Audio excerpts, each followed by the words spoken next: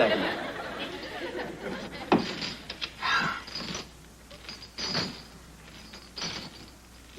Hey, what's going on? Who's there?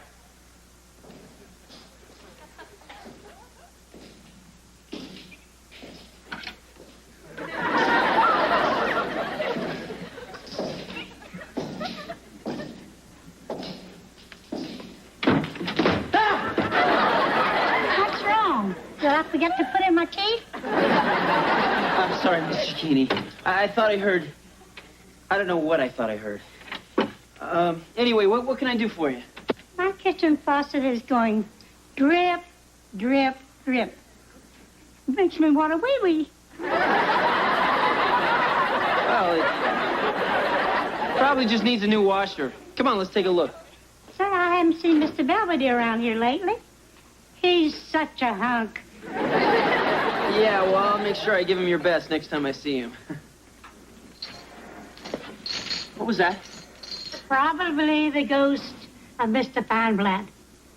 He died right over there.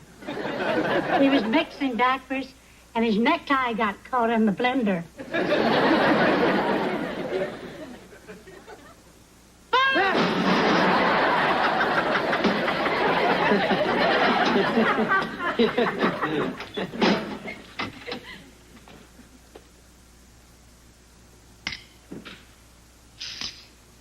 You got one left, big guy?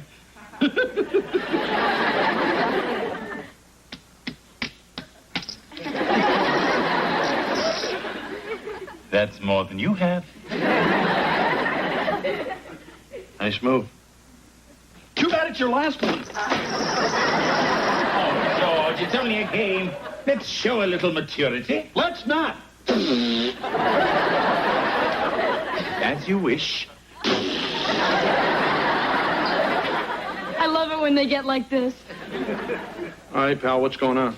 Mom's making me pick out some dumb elective at school to broaden my stupid horizons. Well, at least you got a good attitude. Wes needs a class to take 6th period. Well, what were you taking before? Detention. Hey, what about woodshop? That's what got me into detention. Well, there's still a metal shop. I already took that. Yeah, remember? He made a pass key to the faculty lounge. Hey, it wasn't my fault the principal was in there making out with the cafeteria lady. Well, when you do find a class you want, just try to stay out of trouble. Why don't you just ask him to fly?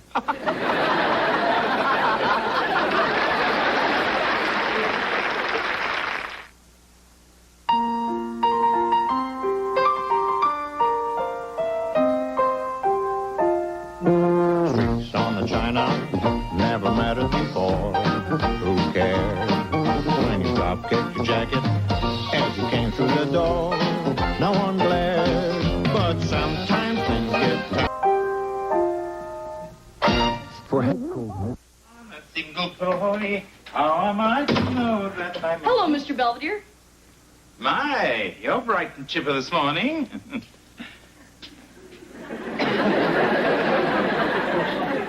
What have you done? Morning. Morning. Morning. Look at that.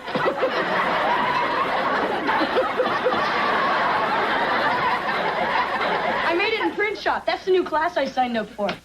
How flattering. Just remember, I prepare your food. I think it's a great piece of work. Hi, everyone. Hi, Mr. Beerbelly. Speaking of a piece of work. I'm going to drive Heather to school this morning. Is she ready? She's getting dressed, Angela. You can go on up if you want. Okay. Hey, that's just like the one in your front yard. Take it down, mister.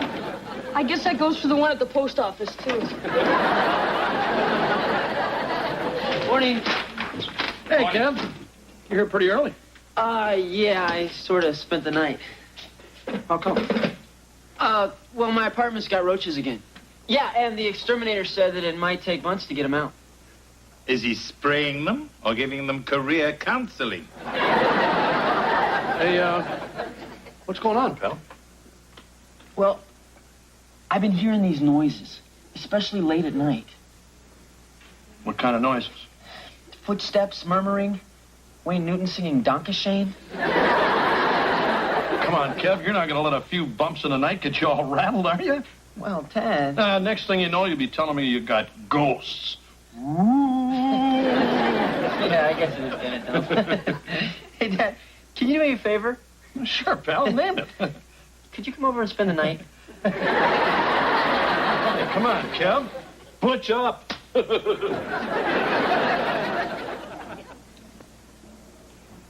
Don't look at me. I'm gonna be late. See ya. Oh, Mr. Belvedere, I invited Angela over for dinner, and then we're gonna stay up all night and give each other facials. Guess what? You get to mix the mud. Do you still have that couch bed? Mr. Belvedere, did you hear that? What? Something's out there. Ah.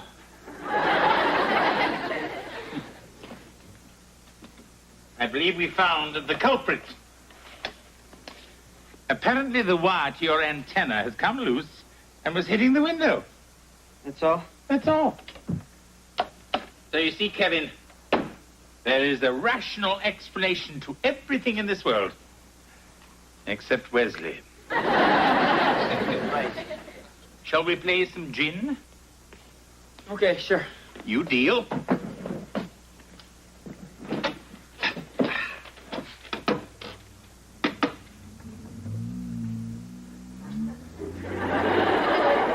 Did you hear that? It sounded like a rumble. A low rumble.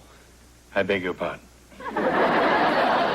Kevin, you must really pull yourself together. Hey, I'm fine. Really. Okay, so I'm a little edgy.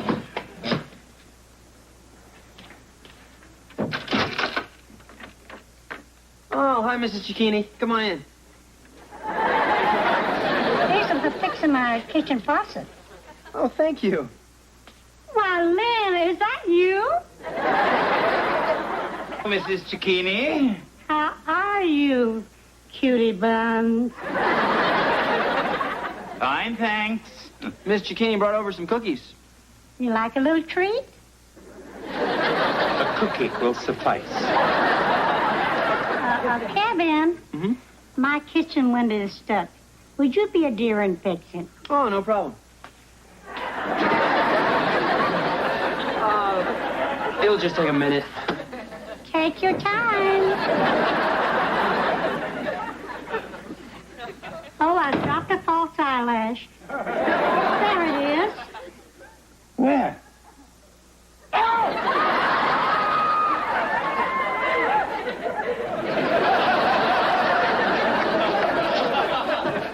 Good morning. Good morning, Kevin. Sleep well? Yeah, pretty well. Except I thought I heard something creaking, and I kept seeing a light going on and off all night long. I made several trips to the refrigerator. I was a tad hungry.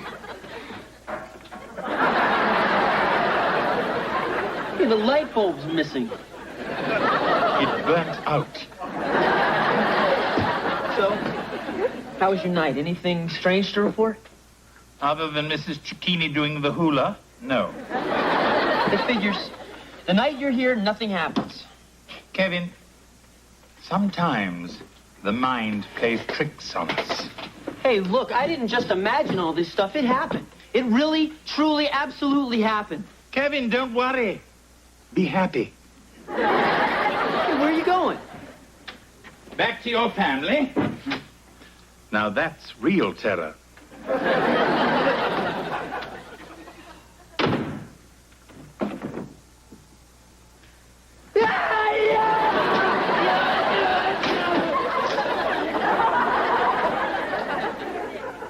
I gotta get a grip.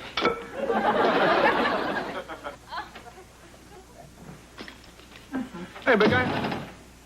How'd it go? Oh, nothing otherworldly to report.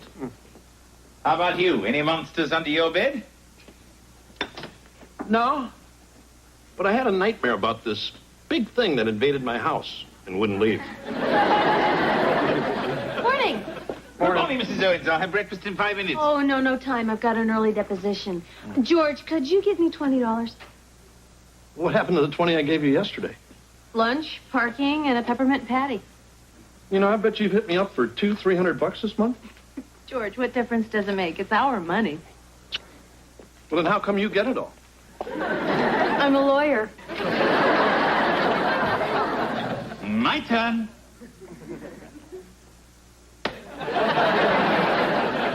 Morning, Mr. Belvedere. Good morning, Wesley. Oh, look what I found. It's your green card. Oh, thank you. I must have dropped it somewhere. Wait a minute. This isn't my green card. This is a cheap forgery. Huh? I come from the United Kingdom, not the Kingdom. What's going on? Well, print shop was boring yesterday. I needed a challenge. Well, you couldn't have known that during the war I was in intelligence, and my specialty was spotting German forgeries. Really? I thought it would have been spotting German chocolate cake. Listen, you little twerp, the point is, you could never have fooled BDI Belvedere. Never say never.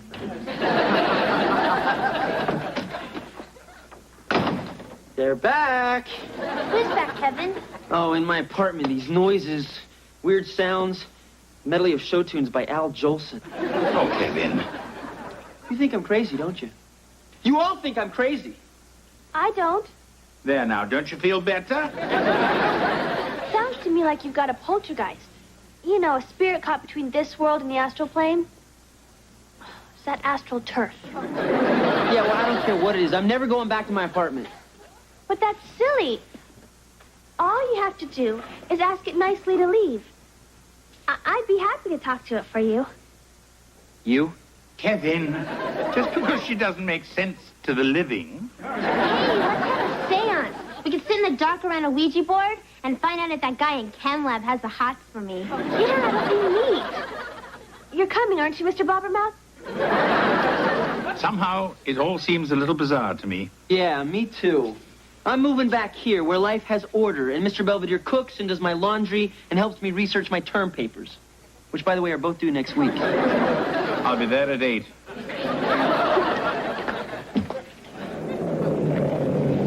Let go of that cookie, you little rat!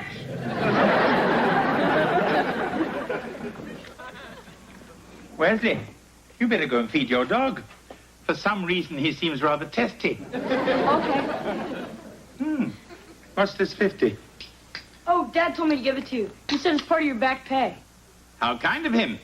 And how nice of the government to print money with my picture on it. How could you tell? I gave you a beard. You look just like Ulysses S. Grant. Only older. Wesley, this is not the same as hiding Heather's underwear. Counterfeiting is a felony. So? So, do you have any more of these? Just a few hundred in case I need to bribe the hall monitor. Well, I want you to promise me that you'll burn all these and never print any more. Okay, lighten up. Hey, you're pretty upset about this. You must think those are good, huh? Oh, you flatter yourself. Only a moron would be fooled by that money. Some guy's here with a large pizza. All right! Come back, you twerp! That's my pie! Thanks, Marsh.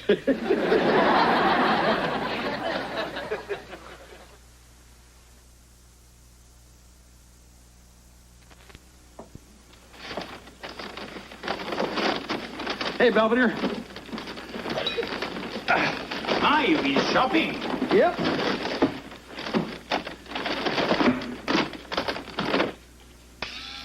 You've already got one of those. Not this year's model. It's red. Look at this. It's one of those radios for the shower. Oh, good. Maybe it'll drown out your yodeling. Hi. Ooh, what's all this? I bought it with that $300 you left me. George, I didn't leave you any money.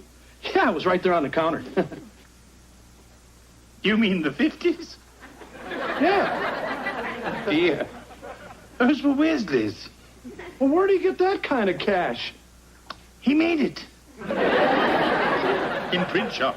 You mean I spend counterfeit money all over town? I get my hands on that kid? George, first you'd better get the money back, then deal with Wesley. I guess you're right. Come on, Belvedere, give me a hand. Here we go.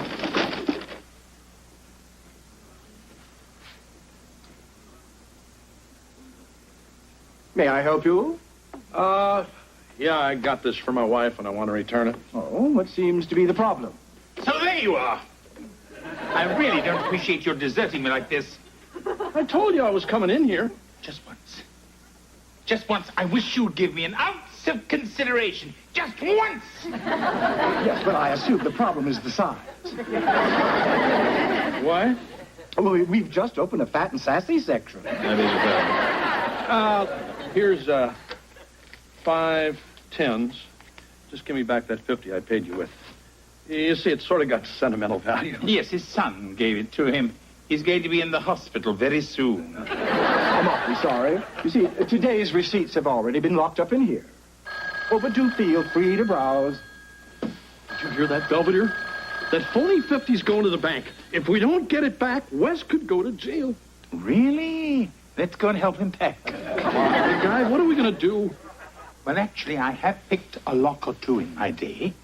So I'll get the 50 and replace it with these, but you've got to distract him. Distract him? Mm-hmm. Distract him how? I don't know, but I'm sure you'll think of something. Yes, thank you for calling.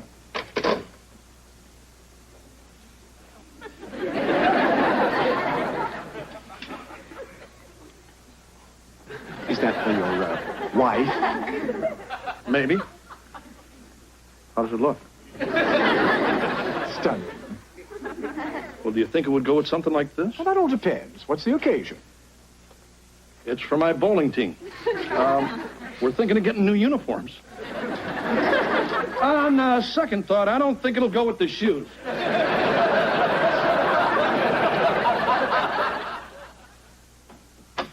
Hey, everybody. Where have you been? I stayed after school. I'm working on a new project in print shop. What? You printing T-bills now? Your father took that money you left on the counter and spent it all over town. If he hadn't gotten it back, he'd be in jail now. Really?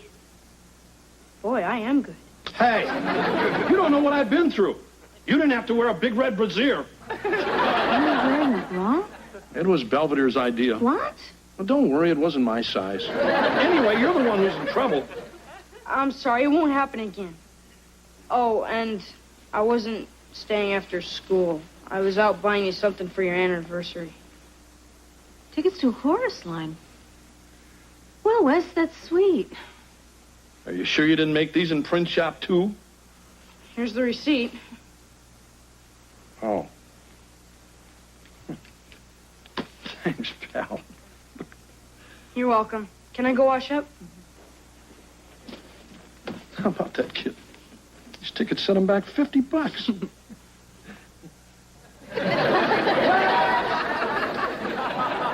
You know, Kevin, for a proper seance, we really should have the lights off.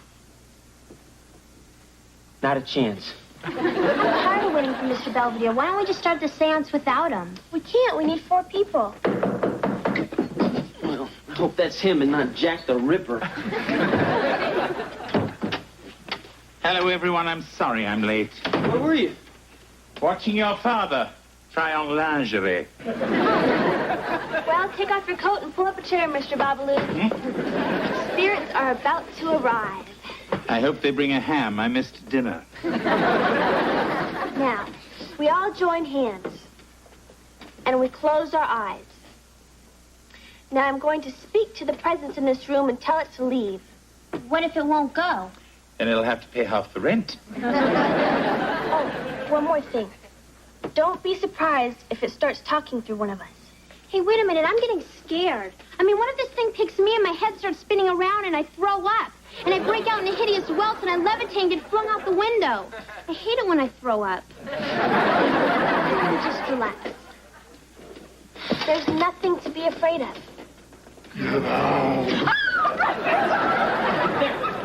You finally heard it. You finally heard it, and that means I'm not crazy.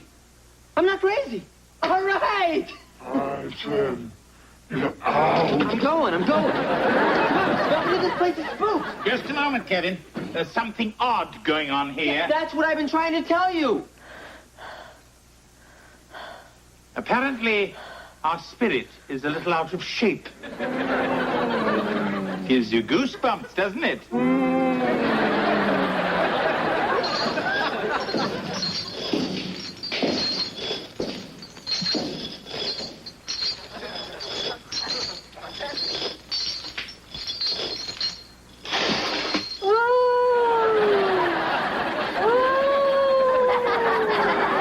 Mrs. Cicchini.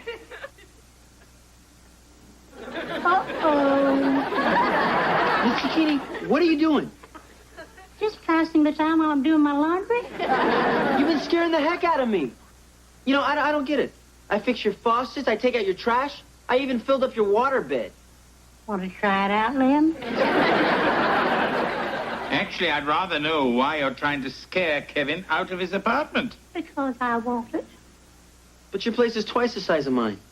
Yes, but your bedroom has a better view. What view? You look across the alley to the health club and the men's shower room. Hubba. Look, Miss Cicchini, I'm sorry, but I'm staying where I am. Nice try, though. Thanks. I know I've acted foolishly, but I'm old. So, live with it. Well, now that we've found our ghost, shall we? Yeah, we'll see you later, Ms. Cicchini. Oh, Lynn. Yes? Oops, I dropped my horn. Would you mind picking it up? Only because it's you.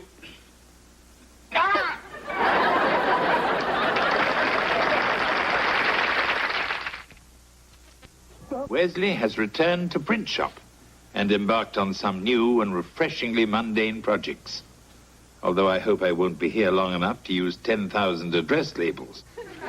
Speaking of mundane, Kevin's life has returned to normal after the haunting by Mrs. Cicchini. Although he tells me she comes over every day to check out the view. Well, whatever makes you happy.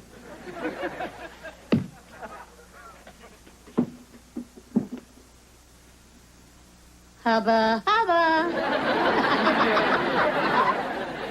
Mrs. Cicchini?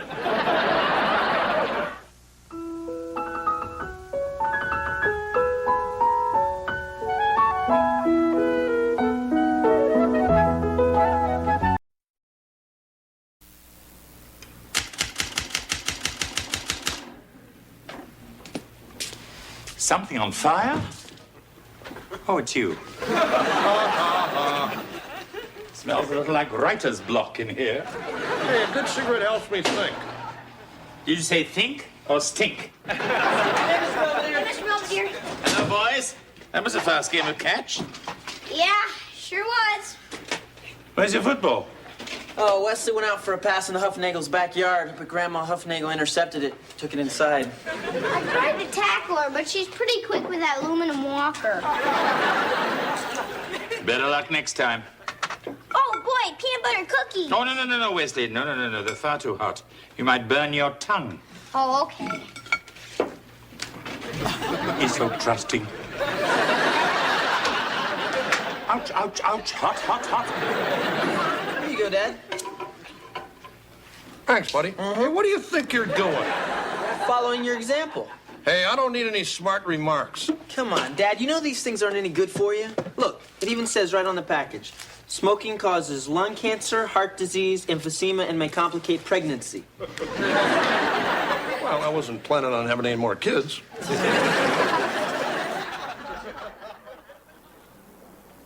Hey, Mom. How do I look? Very cute. I don't want to look cute. I want to look sophisticated, alluring. Why? Well, I didn't want to tell you this, but I'm dating an older man. He's almost 16. Goodness. Look, George, all I'm saying is your body is a temple. Yeah, well, this temple's got a smoking section. Oh, gross. Dad's smoking again. Yeah, I can see that. Oh, come on, are you guys going to start in on me, too? I just got a earful from the Nairobi trio here. George, you can quit if you really set your mind to it. Yeah, I've tried. It's tough. Any bad habit can be broken with a little determination and self-discipline. It's big talk coming from a guy stuffing cookies down his throat. What is that supposed to mean? It means that you're as hooked on that junk as I am on these things. That's ridiculous. I like a little something sweet every now and then, but I can stop anytime. I'll believe that when Prince Charles gets a job. Hey, I got an idea. Why don't you guys both quit? Huh? Yeah, sure. Dad'll give up smoking, and Mr. Belvedere will give up all his junk food. And whoever quits the longest is the better man. Well, guys? Well, I think it's a marvelous idea. Well, I think it's marvelous, too. It's a bet. Honey? Okay.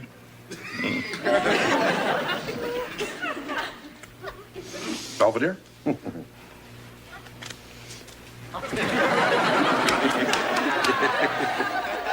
Somebody seems to be making progress. Yeah, it's coming along pretty good. Well, there you are, you see. You don't need a pack of cigarettes by your typewriter to do your job. Right. Especially when you got a pack of ding-dongs.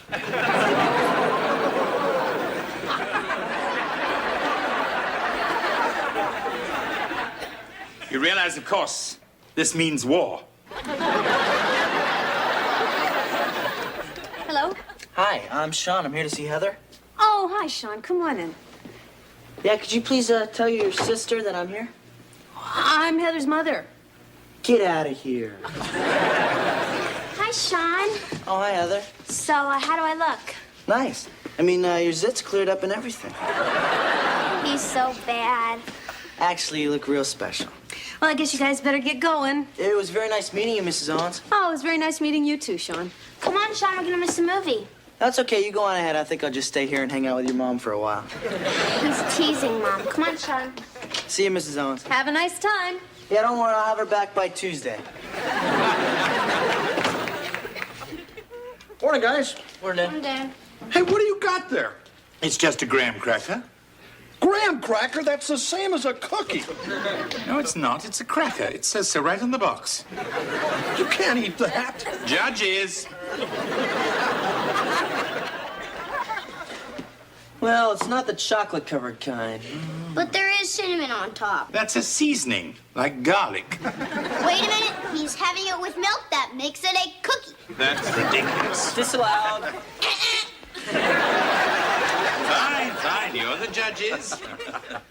But I'm the one who cooks your dinner. And if that's a cookie, wait till you see what passes for meat.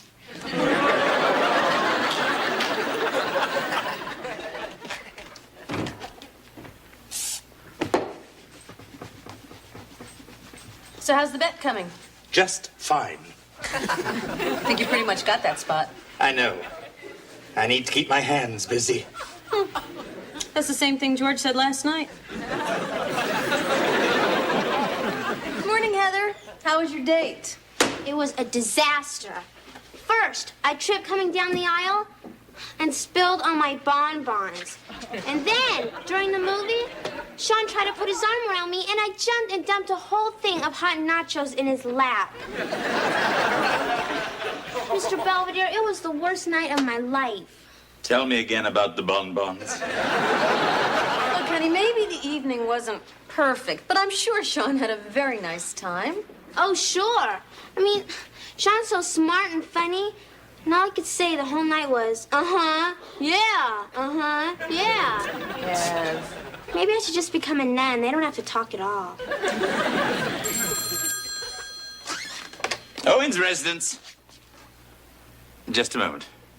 Sister Heather, it's Sean. Yeah, probably just wants to yell at me. Hello?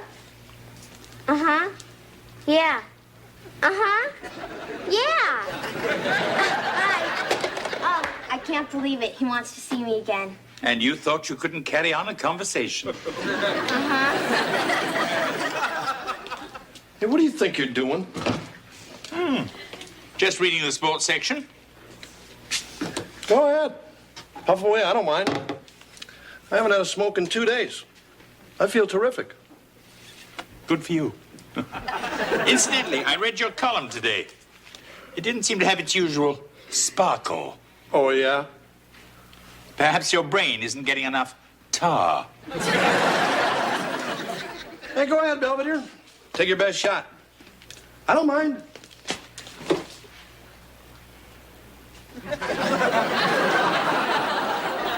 Help yourself.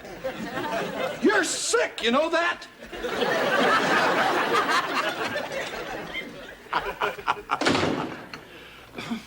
I'm home. Hi, honey. Oh, hello, Sean. Hey, what's with the bugs? Oh, I'm going to school. I'm studying to be a lawyer. Oh, yeah? Well, I'll call you if I ever need one. Yeah, somehow I think you will. Where's Heather? She's not home from the mall yet. Have you seen Mr. Owens? That's the gray-haired gentleman? Yes, Sean. Yeah, he left for work a few minutes ago, but he said I could wait around if I promised not to steal anything. Well, you make yourself at home. I'm sure Heather will be back sometime soon. I can wait.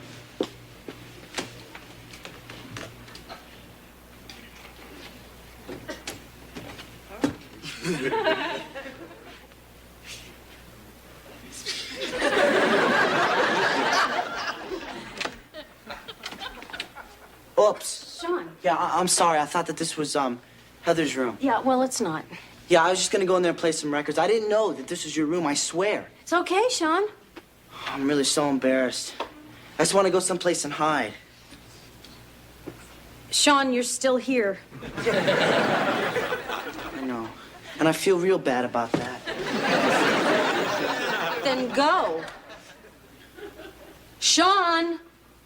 Has anyone ever told you that you're beautiful when you're angry? And has anyone ever told you to go home and take a cold shower? Well, what's wrong with the one right in there? Sean, I think you better get out of here before you do something you might regret. Did you have anything special in mind? Just get out! Problem, Mrs. Owens?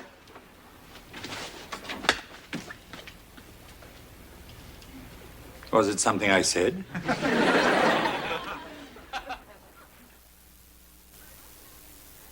I mean, I'm up here getting dressed, and the next thing I know, Sean is standing there staring at me. I asked him to leave, but he wouldn't. I'm glad I came in when I did. God, I just don't know what to do about this. Well, we could always call the police and have his libido impounded. I mean, I can't tell Heather because she'd be crushed, and I can't tell George because Sean would be crushed. It's really up to you. Do you think I somehow encouraged him? I mean, I laughed at all his silly jokes. I enjoyed his compliments.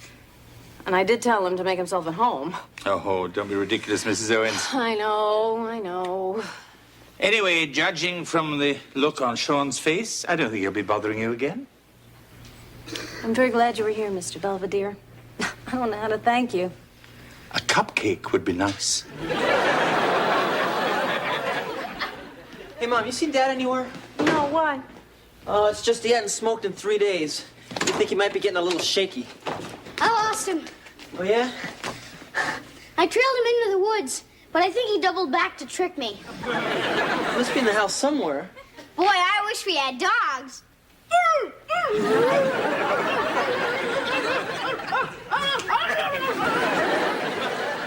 What are you doing in here, George? I got an urge. Oh? I'm in for a cigarette.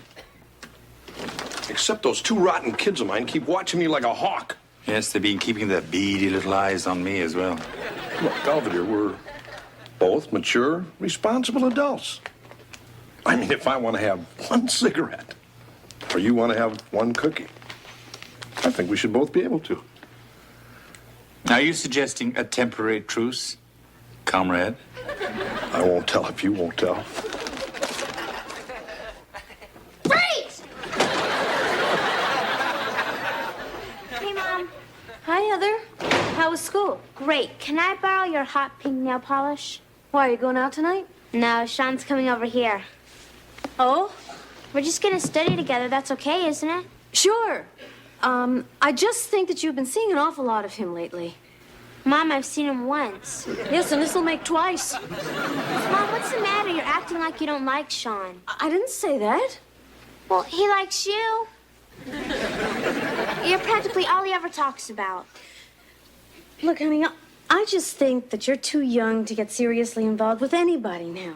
Especially a boy who's older than you. Are you saying you don't want me to see Sean anymore? Fine.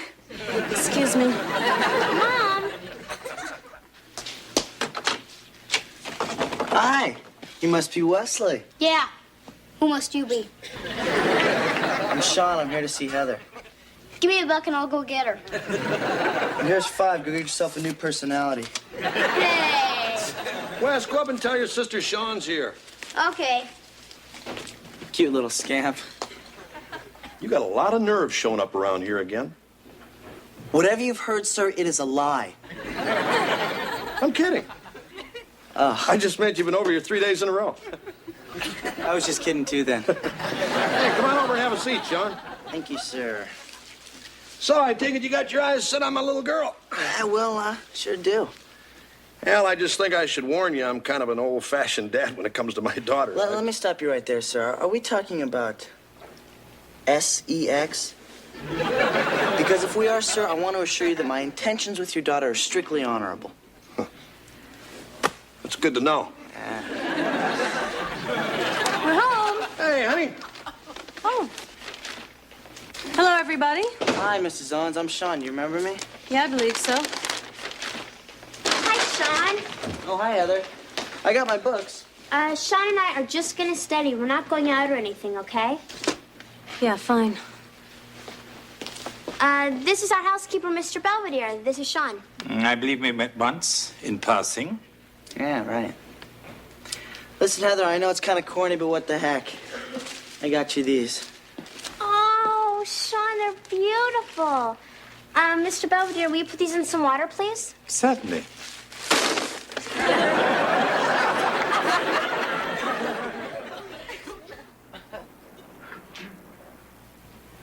Something wrong? Oh, no, I'm just watching you. Oh. You know, when you come to a tough part in a problem, you crinkle your nose a lot. It's kind of cute.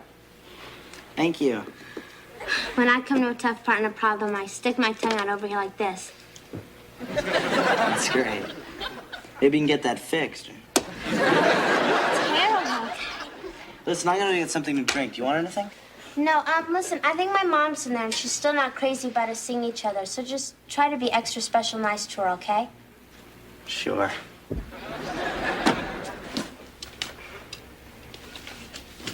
You know, I really wanted to give those to you. Sean? I mean, to try to say that I'm sorry. Oh, really? I don't know what came over me. Maybe I've just seen too many of those movies. You know, with the naive young kid and the beautiful older woman. It takes him and shows him what life's really all about. Well, I guess I haven't seen those movies. Yeah, I noticed that. Anyway, I just want to say that I appreciate you not telling anyone what happened. I mean, if my old man found out, he would have gone through the roof. Of course, I would have gone through it first. All right, look. I know that I come off like some kind of jerk who thinks he knows it all. But maybe that's just because I'm afraid people might find out that I'm really just as scared and confused as any other kid. It's just... Forget it. Sean. I knew you were crazy about me. You get out of here right now. Sean! All right, don't blame your mom. I guess when they hit 35, they just go a little crazy or something.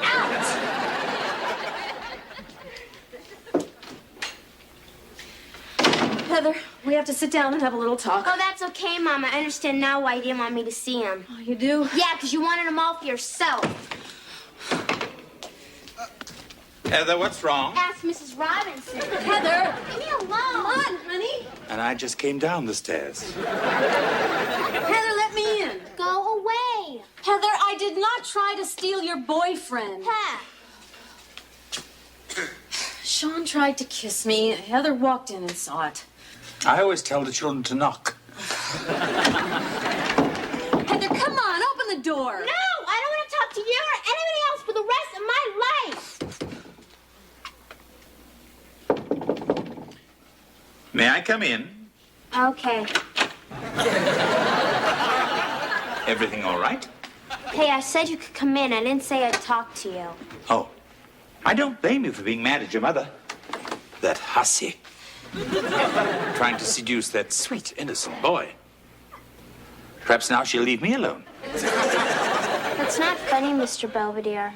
Heather, that Sean is a contemptible lick-spittle. I know that. And you must know that your mother did nothing to encourage him. But it's still her fault. She made him like her by being so sweet and pretty and perfect. Heather. I mean, just look at her. She's beautiful. Who would you rather have, Mr. Belvedere? Her or me?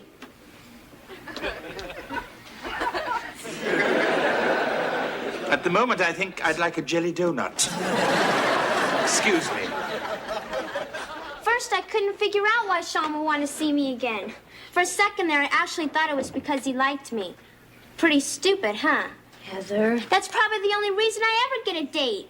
They'll come over here to look at you. Heather, you're blowing this thing way out of proportion just to make yourself feel bad. Am I adopted? No. Then how come I turned out so blech? Honey, come here.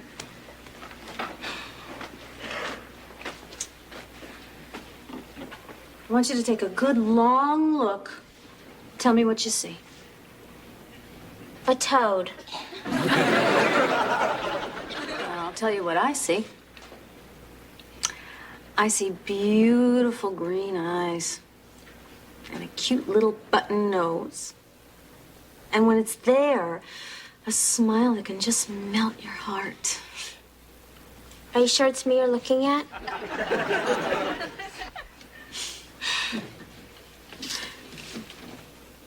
You see? Yeah. Thanks, Mom. And when am I going to stop being such a klutz? I don't know, dear. You get that from your father.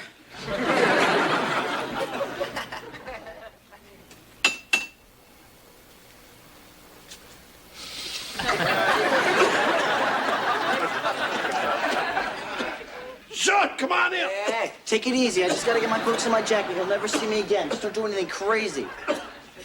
What are you talking about? Oh, nothing. Oh, what are you doing back? I just had to get my books and stuff. Well, you got him, so why don't you just get out of here before I really let you have it? Has anyone ever told you that you're beautiful when you're angry? Sean! Well, I already told you. Ciao. Hey, what was that all about? Oh, nothing. It's just a little problem we had with Sean, but it's nothing we women can't handle. Right, Heather? Right, Mom. You see, Sean only pretended to like me, but he really had a thing for Mom. And I found him trying to kiss her in the kitchen, and I got all upset. But Mom and I had a nice talk, and she told me that I was beautiful and that me being a klutz comes from your side of the family. George, don't get so upset. I'm okay. I think I'll go out back. I need a little fresh air. Good idea, Dad. Remember, George, nice deep breaths.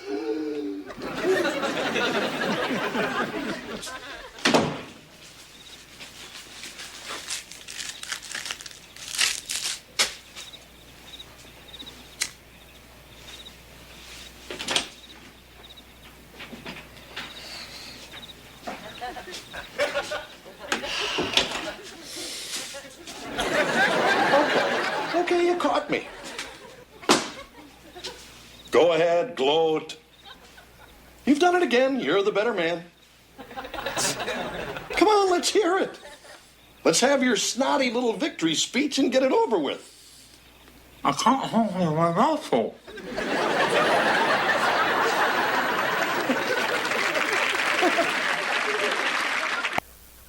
At any rate, Heather's self-confidence seems to be on the rebound. In fact, if the trend continues, she might become as insufferable as Wesley. As for George, it's been 2 weeks since his last cigarette, and I think he's kicked the nasty habit for good. Bravo, George. As for me, I haven't done quite as well, although I have managed to cut down to half a pack a day.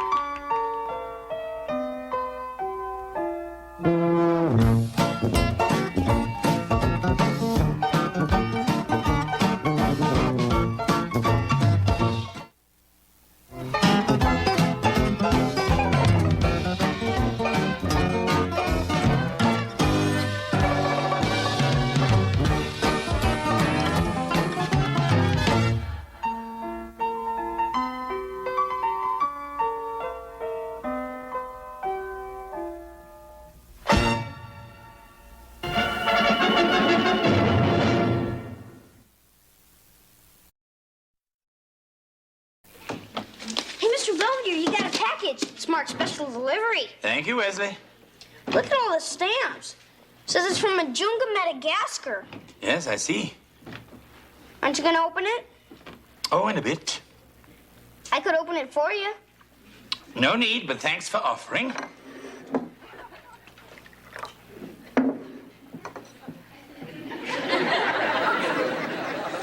can you just sit there like that and not even touch it?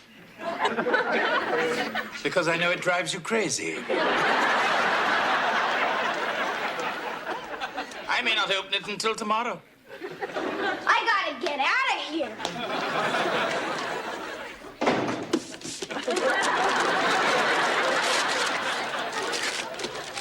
Come on, Marcia, we're gonna miss the game. I'm coming. Hello? Oh, yeah, hi. Hey, hold on a minute. It's Estelle, your cousin Harry's wife? Just tell her I'm not here. Come on. Estelle? George seems to have stepped away from the house for a moment. Can I take a message? Oh, I'm so sorry. That's terrible. And I'm not loaning him any money. Shh, George. Yes, Estelle. Yeah, I understand. Okay. Now listen. If you need anything, you just let us know, okay? All right. Bye-bye. Okay, so what's Harry need this time? A pallbearer. Huh? You mean Harry's gone? Estelle said he died in his sleep. Well, that's a pretty safe bet. Where did it happen, on the couch or the hammock? George. I'm sorry, but the guy never worked a day in his life. Well, anyway, the funeral's tomorrow, and we really should go. Yeah, I know. Hey, Mom. Hi, Dad. Hello. Hey, kid, your mom and I are going to have to drive up to Titusville tomorrow. Yeah, cousin Harry died. Oh. Was he the one who used to take his teeth out and put them in backwards? No, that's your Uncle Bob. He's being looked after. Oh, wait, I remember now. He's the fat little guy with the mustache, right? No, that's your Aunt Rose. Come on, honey. Hey, Mr. Belvedere. Hi. Hey, what's that?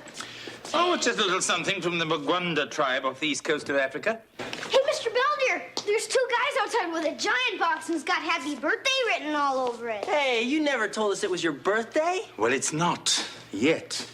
I don't want people to make such a fuss about it. Yeah, well, this one says it's from Kashmir. Ooh, maybe it's a giant sweater.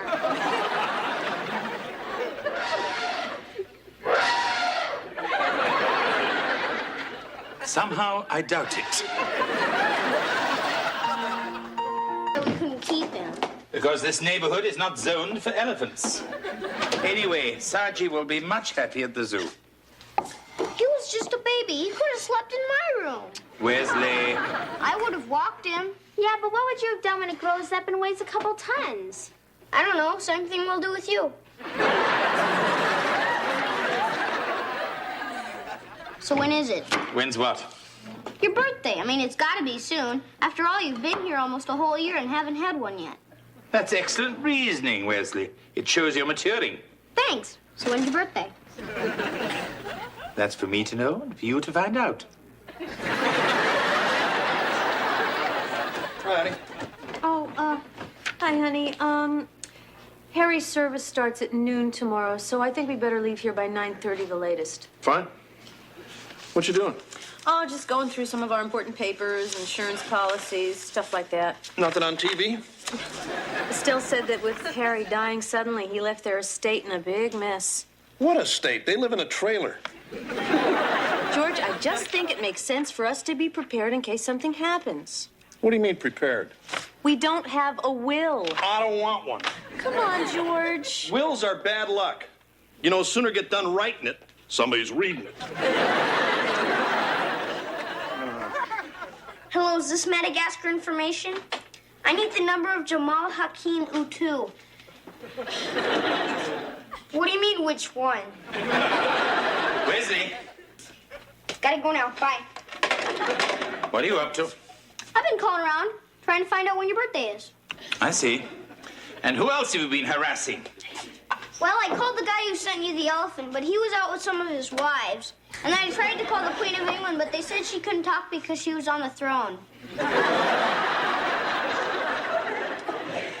Wesley, my birthday is my business and none of your concern. Mr. Belvedere, that is not fair. You said your birthday was for you to know and me to find out, and that's all I'm doing. Hello, is this the Department of Immigration? It's tomorrow. Satisfied? I, George Owens, also state if any heir or any person should contest this will or any part thereof, I bequeath to that person the total sum of $1. Now, that's the no contest provision. I put it in case Wesley tries something. Good idea. All right, well, you just look it over, and if it seems okay, we'll have it signed and duly witnessed, and then you're all set to go.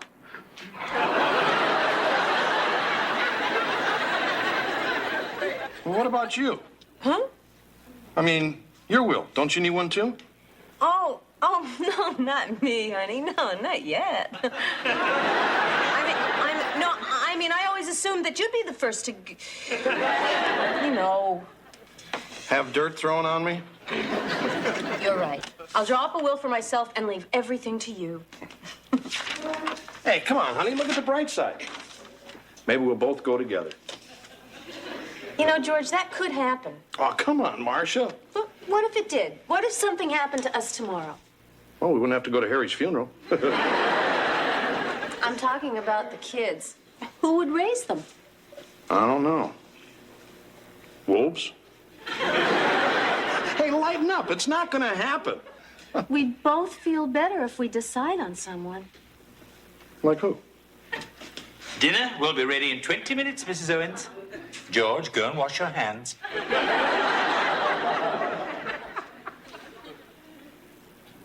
Oh, no. Hannah, you want to help a little? No, thanks. Come on, you're the girl. This should be your job. Hey, I'm trying to come up with some ideas for Mr. Belvedere's birthday. I already decided. It's going to be an English party. You know, with all the tea and candy and bad food. And then for entertainment, we'll all dress up like women. That's what Benny Hill does. Hey, Wes, I thought Mr. Belvedere said he didn't want you to make a big deal out of this. He only said that because he really wants me to. I know how his mind works. Okay. Hey, what about, what's her name? You know, Sheila. Your cousin from Vegas. Kevin's crazy about her. George, she's a hooker. Oh, right. Look, you know Mr. Belvedere's the right choice. The kids love him, and he's practically one of the family. You're right. Hey, Dad, will you go to the liquor store and buy me a bottle of rum? I always thought scotch was your drink, Wes. It is, but this is for Mr. Belvedere. Yeah, we're gonna make him some grog to have with his steak and kidney pie. Listen, kids, there's something we want to talk to you about. Now, we're both fine, and there's nothing to worry about. But your father and I are drawing up our wills. Can I have your power tools? No. The thing is, if something were to happen to me and your father, we'd want someone we trust to take care of you. And we think that person should be Mr. Belvedere. So, what do you guys think of that? Sure, that'd be neat. Fine with me. What about your cousin Sheila? Thanks for doing the dishes, children. Boy, Mr. Belvedere, Mom and Dad have a surprise for you. Wes? Come on, tell him, Dad. All right. Look, Belvedere, in the year or so you've been here, it's kind of obvious to me and everybody that you've become more than just a guy who cleans up after us. Am I getting a raise? No. Oh. What I'm really trying to say is, Marcia and I have been thinking about the future, and if, God forbid, something happened to the both of us, we'd be honored if you'd take Heather and Wes and Kevin here.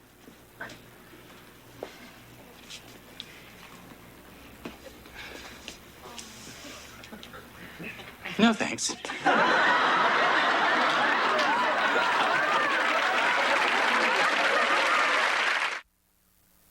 You believe that guy? He doesn't want our kids. Yeah, what's wrong with us? It's not us, it's you. You're always driving him crazy. He likes that. Look, it's okay. This is Mr. Belvedere's decision.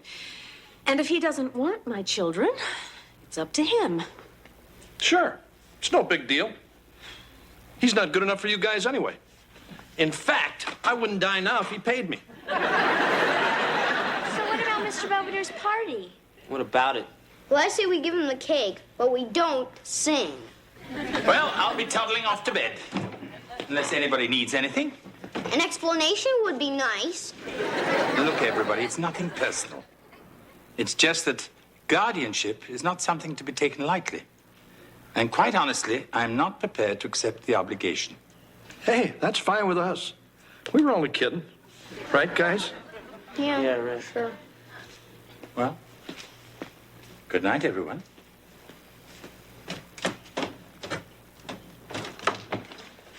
Hi, Mr. Belvedere. Hi. Good morning, children. Happy birthday, Mr. Belvedere. Thank you, Heather. That's okay. I got the short straw. Well, what are we in the mood for this morning? Scrambled eggs? A nice waffle? We don't want to put you to any trouble, so we'll just have margarine. Coming right up. Morning. Morning. Hey, Dad, I heard on the radio it's supposed to snow today. Oh, yeah? Think we should take the chains? Oh, they're all tangled up someplace. Okay. Mr. Belvedere, we should be back by 4. See you later, kids. Bye. Bye. Drive carefully. You'd like that, wouldn't you?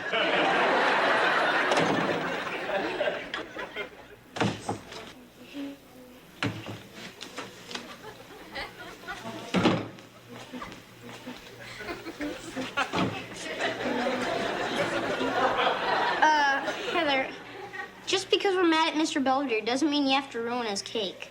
What do you mean? Didn't you do this on purpose? No. Oh. Then great job. I'm back. Where's Mr. Belvedere? I sent him to the movies. Did you pick up his present? Yep, got it right here. So we gonna give it to him or what? Come on, Wes, it's his birthday. Besides, we can't return it. I just think it's too good a present for someone who wants to abandon us. Yeah, but when he sees how nice it is, he will feel terrible. Yeah. Let's all be extra special nice to him. Make him really feel like dirt. So where's Mom and Dad? They're not back from the funeral yet. They're not. And it's almost 6. It is? Maybe they got caught in an avalanche or something. No, Wes, they're just a little late. I'm sure they're fine.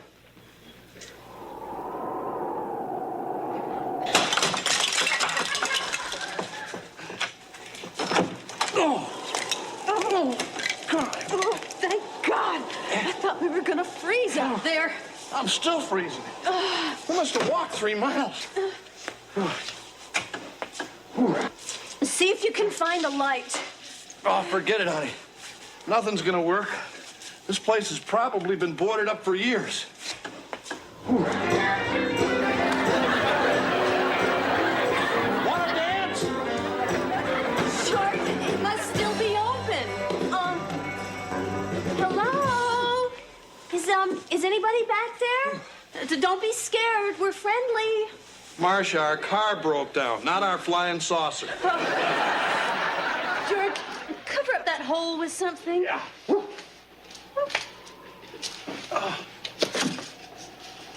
Hey, look at this. Seems old Zach here had his place closed by the tax man. Oh, yeah? Probably just happened. That's why everything's still going. Oh. Hey, come on, you better get out of those wet clothes. I'll check the back. Maybe there's some stuff we can change into. Okay. And why don't you see if you can scare us up some coffee? Yeah.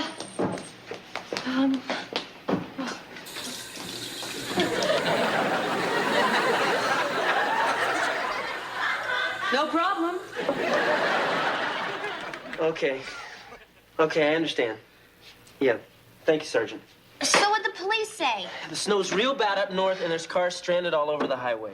Oh, my God, they could freeze to death. Heather. What Tigers are starving. I mean, I saw this movie once where these people crash in the Andes and they started to eat each other.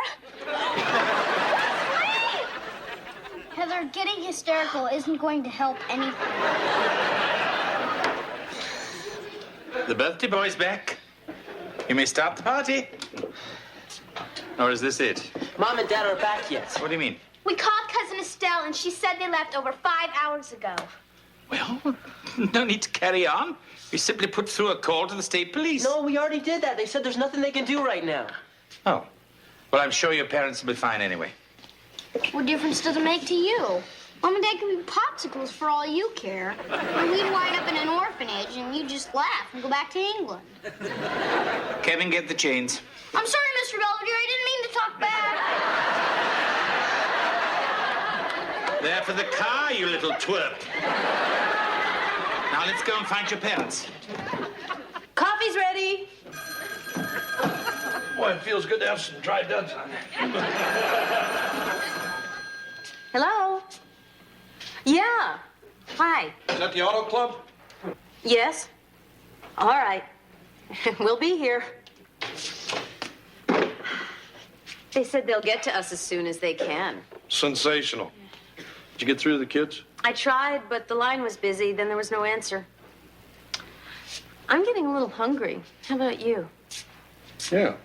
Why don't we take a look at the menu? Let's see. Hot roast beef sandwich and mashed potatoes, 69 cents.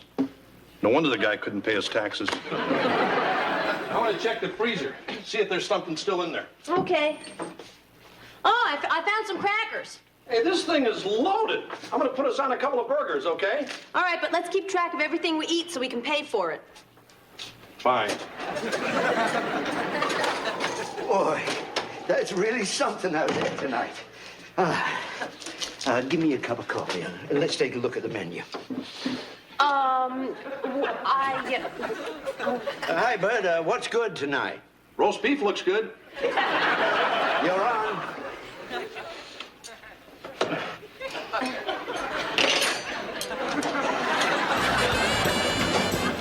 Hey, Doc, where's my toast? Oh, coming right up. Miss, I'm ready to order now. Order up. I'll be right with you. George, what are we doing? I don't know about you, but I'm making a cheese omelet. I said hold the cheese. This is insane.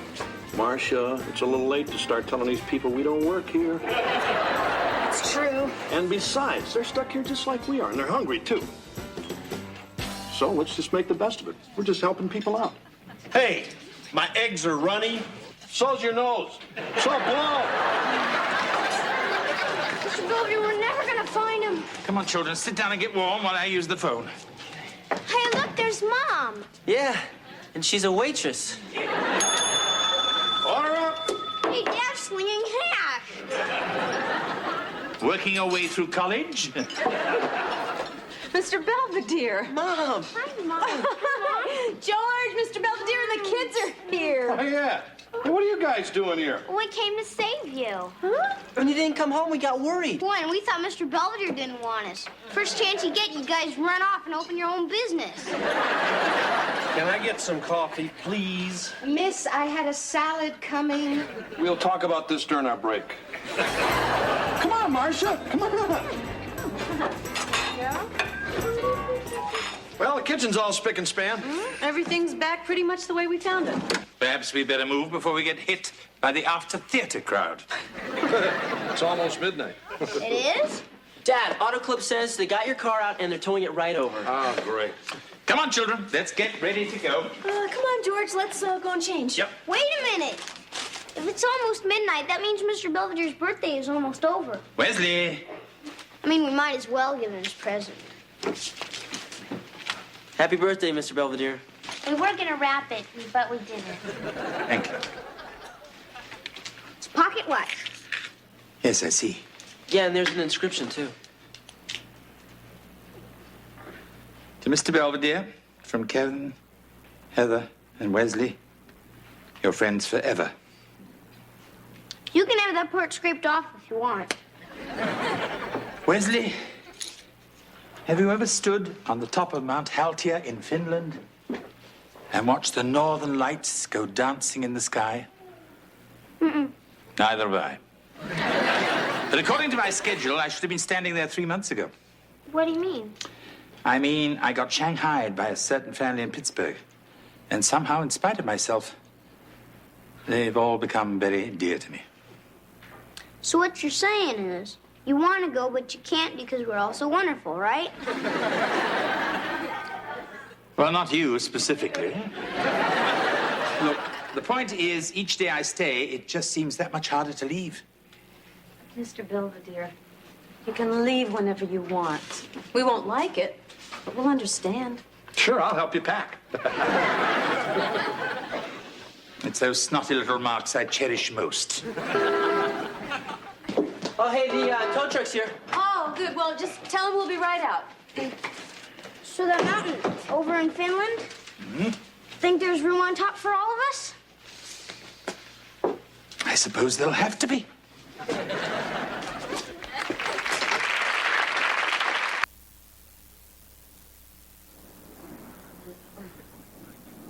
Well, according to my new watch, it's 3:30 in the morning. Actually, it's 4. But it's the thought that counts. One minor complaint. What with all the confusion in rescuing George and Marcia from the blizzard, I almost didn't get my cake.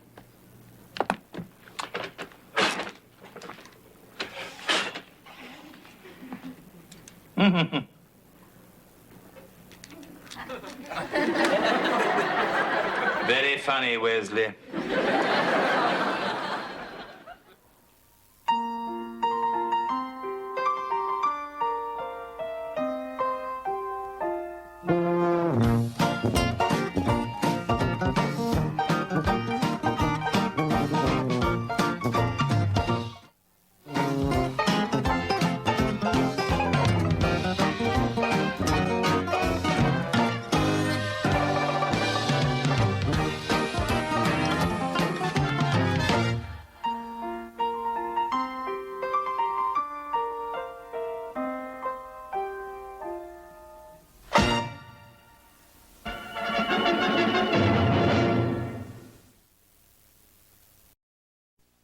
Last time on Mr. Belvedere. I know. Oh, and remember the other part of our bargain.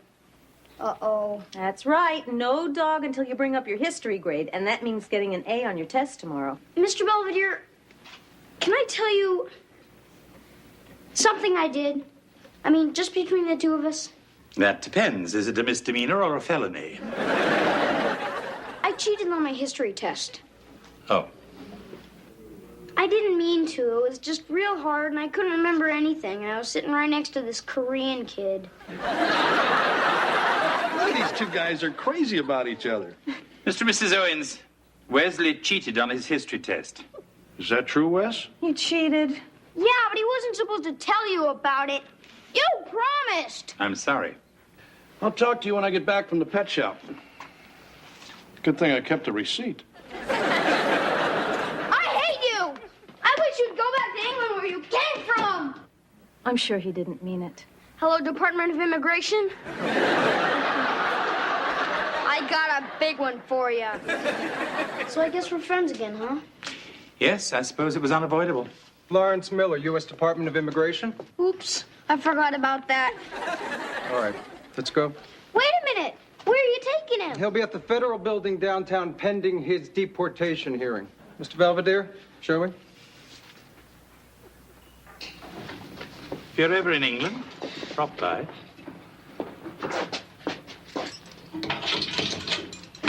Inside. Thank you.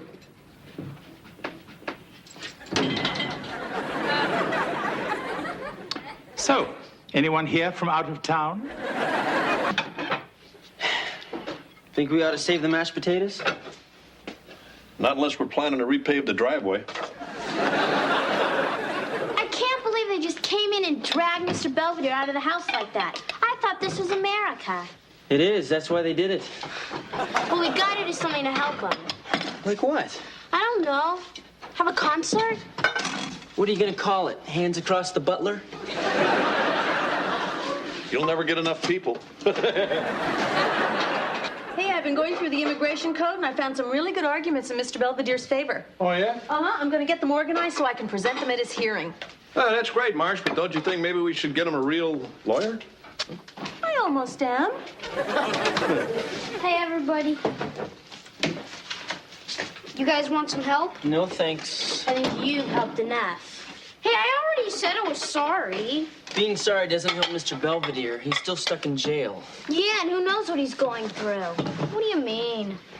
Well, I saw this movie once where this really nice guy gets thrown in jail with a bunch of killers and drug pushers, and the only way for him to survive was to become as mean and vicious as they were. Come on, Heather, you're talking crazy.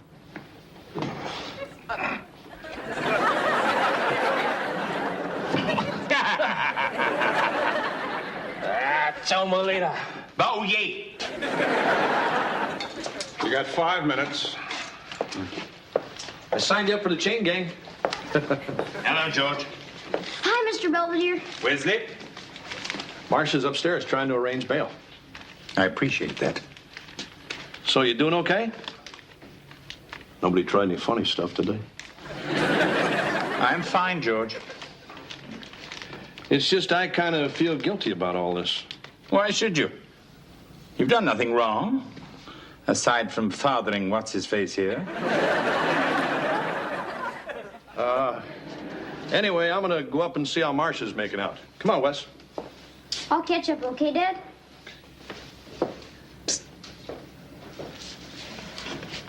I brought you something. Wesley, I'm in deep enough.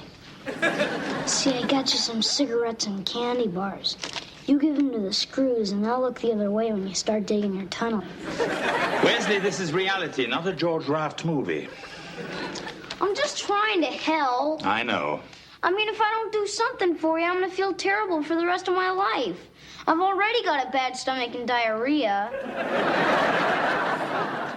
But I think that's mostly from Mom's meatloaf. Wesley, I don't blame you, and you shouldn't blame yourself. Well, I'm gonna do something. Wesley. I don't know what, but I'm gonna do it. So just be ready. Hello, Buckingham Palace. I want to talk to the Queen about a friend of hers who's in real big trouble. Wes, what are you doing? Well, she's unavailable. Can I talk to her husband? I heard he's not very busy. Hello? They hung up. Why don't you call the president while you're at it? I did. They told me he was taking a nap. Hi, kids. Hey, we sprung Mr. Big. Mr. Belvedere. Hey, how you doing? What took you so long? Nothing, just a little bureaucratic snag. Yeah, 37 unpaid parking tickets. I refuse to acknowledge anything that's stuck under my windshield wiper. Well, at least you're back. For the time being. Huh? Mr. Belvedere's free until his hearing next week. That's when they decide what's going to happen to me. Well, don't worry about that. Kevin and I have been going through Mom's law book, so we found some real sneaky ways to keep you in the country. Oh, yeah? It says here that an alien can remain in the country if he's adopted by a U.S. citizen. Hey, Dad, why don't you adopt him? Wouldn't it be great to have Mr. Belvedere as a son?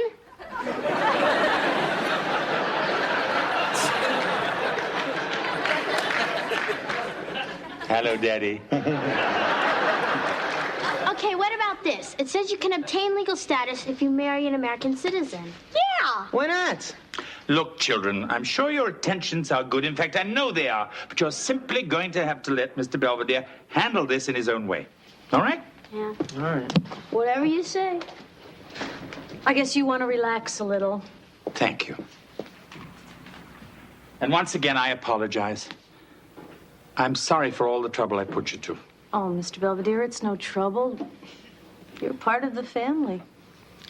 To tell the truth, I can't picture this place without you, Belvedere. Dinner in 5 minutes. Is he staying? I thought I was. Yes, Mrs. Lucas, Mr. Belvedere will be staying for dinner. I hope there's enough. I hope so, too. I guess we didn't mention her. I guess we didn't. Hey, look, Belvedere, don't get the wrong idea. She's only temporary until you get things worked out. Yeah, I mean, well, you know, with us gone all day. And with you sitting in the slammer, we had to get somebody else. That's true. And I'm really not permitted to work until my status is clarified. Yeah, that's what we were thinking. No, you weren't. You were thinking maybe things wouldn't work out and maybe I'd be sent back to England. You have a perfect right to be prepared for that. We're glad you understand. I'll be in my room. Unless you've already given it to Hazel.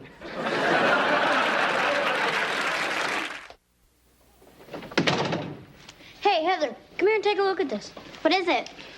You know how the law says if Mr. Belvedere marries someone, he can stay in the country? Yeah. Well, I made it this list of eligible bachelorettes. Linda Ronstadt, Sharon Glass, Diane Keaton, Lillian Gish. This magazine says that none of them have ever been married, so I bet they're real desperate. You're the one who's desperate. Hey, I already asked all the women around here. The only one who seemed interested was Grandma Huffnagel. But she wants to wait until she gets her hip replaced. Wesley, Mr. Belvedere stood right there and told us to stay out of this. He didn't mean me. Well, if this Saturday's no good, how about next Saturday? Sunday? No, that's okay. I'll try you again in 87. I just don't know what it is with her. At school, she acts like she really likes me. She talks to me, we joke around, but the minute I call and ask her for a date, forget it. She's always got to wash her hair or something. I just don't know what else to do. We're having fish sticks. Oh. Nice talking to you. Uh-huh. Hello, Mrs. Lucas. Yeah. Hi. What you doing with that thing? It's from my garden. I thought you might like to make the family a nice, fresh pie for dessert. You funny. Yes, I suppose I am.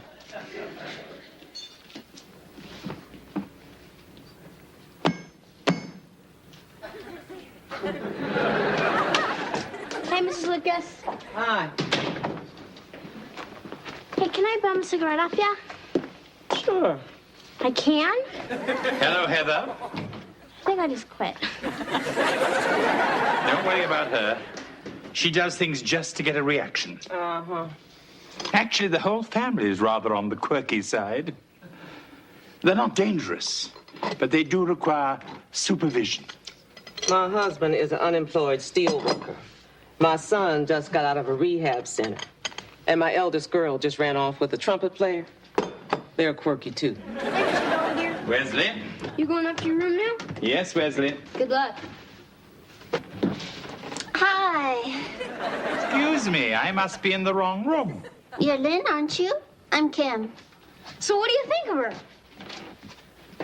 Very nice. What is she?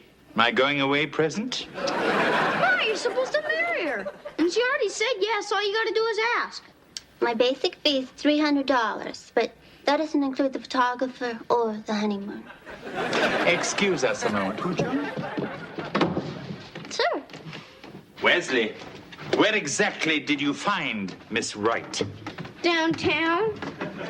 You know where all those ladies are always standing around. I guess they're waiting for a bus or something. Yes, or something. Well, I told them all about your problem, and Kimberly said she'd be happy to help. Yeah, I've been married 13 times already, but I still cry. Yes, love is like that. What's going on? I got this lady for Mr. Belvedere, but I don't think he wants her. Oh, yeah? Forget it, Kevin. Come along, Kimberly. Time to go. Okay. Thank you for your time and trouble. But we don't need a set of encyclopedias. Goodbye. Who was that? Oh, just somebody trying to sell something. I just don't want you to go, that's all. Wesley, marrying someone like that would not solve my problem. He'd take care of mine. Look, everyone, the hearing's tomorrow, and I may have a few tricks up my sleeve. Oh, yeah? After all, what could go wrong? It's merely the United States government versus me. And having considered all the facts in this matter, My decision is that your status here is invalid, and you should be returned forthwith to your country of origin. But, Your Honor, you can't send me back there. Mr. Cates. It's a repressive society. I can't take the torture, the isolation. Mr. Cates, you're from Canada. It's cold and boring. What about Alan Thicke? You guys let him stay, or Lauren Green, or Alex Trebek. All right, United States versus Lynn Belvedere. Defendant, a citizen of Great Britain, entered the United States and subsequently accepted employment as a domestic without being in receipt of a valid work permit. Mr. Belvedere, you understand that it is not incumbent on the government to prove why you should leave, but up to you to convince the court why you should be allowed to remain. I understand, Your Honor. All right. Do you have anything to say? You look lovely in black. I can't believe he said that. You told Mr. Belvedere broads love that stuff. Pay attention. I apologize, Your Honor. But I am just the simple son of a coal miner who's never been in a court like this. And I'm just a little overwhelmed. All right, Mr. Belvedere. You may proceed when you're ready. If it pleases the court, I would like to cite the case of the United States versus Puczynski, in which the appellate court ruled that immigrant status should be numerous exceptions have been made by the court in cases similar to mine. Oh, that's very impressive, Mr. Belvedere, especially coming from a simple son of a coal miner. However, the issue in question is whether you accepted and performed work in violation of U.S. law. Which brings me to my next point. What is work? Oh. I think he's wearing her down. The dictionary defines work as exertion or effort directed to produce or accomplish something. However, just because one accomplishes something doesn't necessarily mean that it's work. And conversely, just because one works, it doesn't necessarily mean that anything is accomplished. Tell me about it. I maintain the concept of work is ambiguous. A florist plants a flower, to him it's work. I plant a flower, to me it is pleasure. What is your point? Simply that I came to this country to observe contemporary America. My stay at the Owenses just gave me a chance to see it at first hand. So you see, it wasn't a job.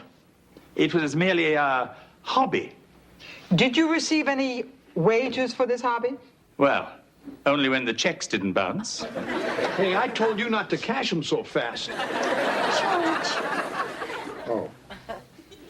Overruled. If you're quite through, Mr. Belvedere... Your Honor, I have one more argument. Oh, goody. Quoting from the Immigration Code, an alien may be certified for employment if the job is deemed to require professional or unique abilities not possessed by any American. I don't see where that's relevant. After all, you are just a housekeeper. He's not just a housekeeper. He's special. Wesley. Who is that little boy? He's the one who turned me in. That's nice. But he does have unique abilities. Really? For example? Well, he's the only one who can make my French toast just right. You know, kind of soggy in the middle. And nobody else could have fixed Heather's stereo when I spilled Bosco all over it. Wesley! No wonder all my records stick to the turntable. Will you two just sit down? Your Honor, my name is Kevin Owens, and a little while ago I sort of had a problem with alcohol. Not getting it. I have a fake ID.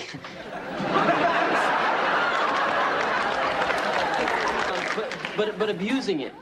And anyway, Mr. Belvedere straightened me out, and he does that a lot. For all of us. See, if it wasn't for Mr. Belvedere, my brother would be in the gutter, drowning in his own barf. Will you guys knock it off? I must apologize for them, Your Honor. The mother? Afraid so.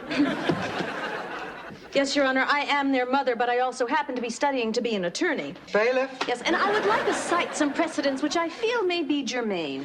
You can cite them after you've graduated from law school. Now just sit down. Thank you, Your Honor. Now, is there anyone I have missed? Your Honor, I'm George Owens. Oh, yes. The man who knows what broads really go for.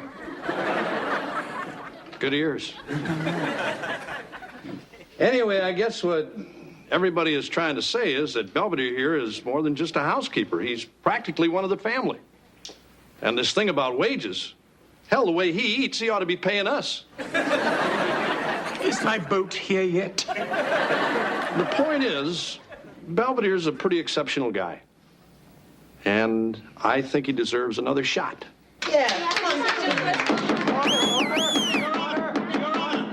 Your Honor, the law states an alien may be certified for employment if the job cannot be performed by an American. Now, I ask you, Your Honor, is there anyone in this country, or anyone on the face of the earth for that matter, who could or would want to handle a bunch like that? You may have a point. What I observed of this family, there is no doubt that you are performing a unique service, possibly even a public one. However, such a claim is valid only if it's made before you accept employment, not after.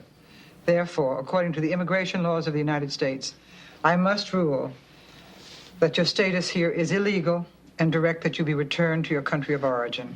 Huh? 30-minute recess. I am sorry.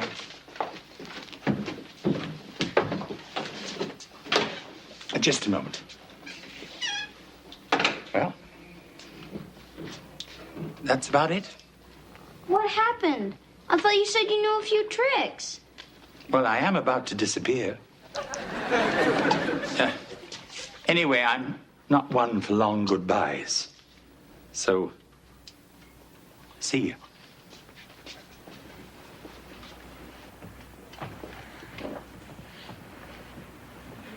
Hello, Four-Star Domestic Agency. I'm calling from the Owens residence. We need another housekeeper. Yeah, the one you sent over this morning left suddenly. No, I don't know why. Okay, thank you. Hey, what's going on? Yeah, what happened to what's her name? Oh, she quit. In the middle of making dinner? No, that's the fifth housekeeper you've scared off in the past 3 months. Yeah, I'm getting tired of picking up after myself. Where's Helga? Isn't she with you? Wes. Well, she wasn't any good anyway. None of them are. Look, honey, you can't keep going through housekeepers like this thinking you're going to find another Mr. Belvedere, because you're not. I know. All right, look, you kids go straighten up out there. Come on. And I'll see if I can whip something up for dinner. Don't worry, I'll order a pizza. Hey, look, it's starting to snow. Oh, yeah? It was snowing the first time Mr. Belvedere ever came here. Yeah, and Dad wanted to throw him back in the snow, but we wouldn't let him. Remember how he found my hamster? And Okay, before guys, let's just get the place cleaned up, okay? Come on. I'll get it. Is this the Owens residence? Uh-huh. Mr. Belvedere! Hey, Mom, Dad! Mr. Belvedere, you're back. From the look of this room, not a moment too soon. But what happened? How'd you get back in the country? Quite legally. Through the immigration system. Well, I thought that took years. I mean, aren't there thousands of people waiting? Yes, but I took front seats. Hey, what's going on? Oh, no. All right, dinner in 20 minutes. Everybody wash up. Especially you, George. Your hands look filthy. It's good to be home.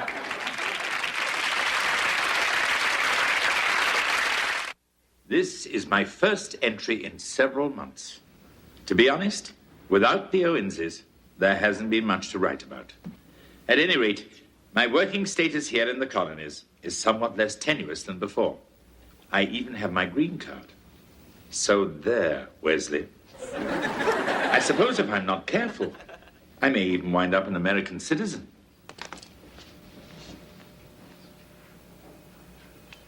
What will I tell the Queen?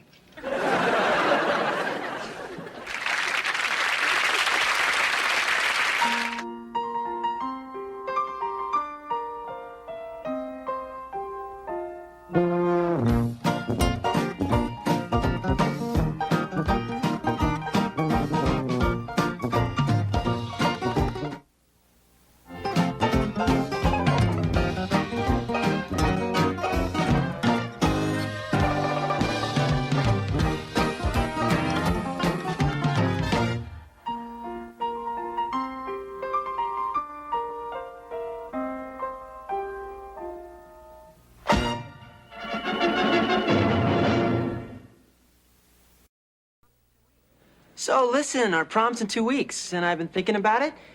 And Karen, you're the only girl I want to take. Oh, this is Linda? Oh, sorry. Karen was the one I called before you. I just forgot to cross her name out. Hello. Shall I cancel the tuxedo? Can't believe this. Half these girls would have gone with me. I just waited too long to ask. What about this Gretchen? Our last date didn't go too well. But she said she'd give me an answer today.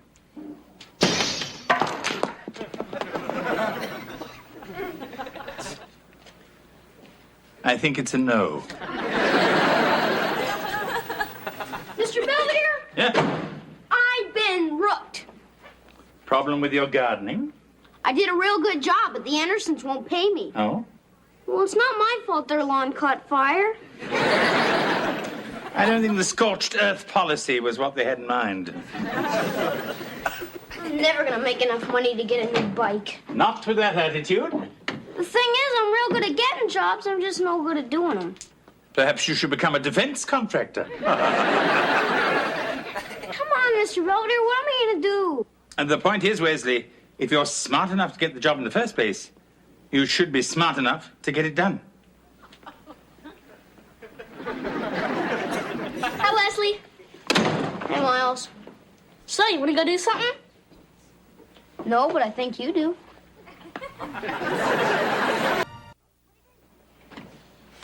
What do you guys think you're doing? Huh? The marriage counselor said you guys are supposed to relate, you know, do more stuff together. We are. Yeah, we're ignoring each other.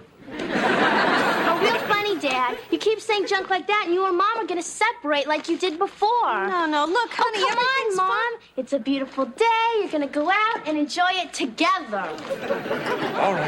All right. Come on, Snookums. We'll be back in a couple hours.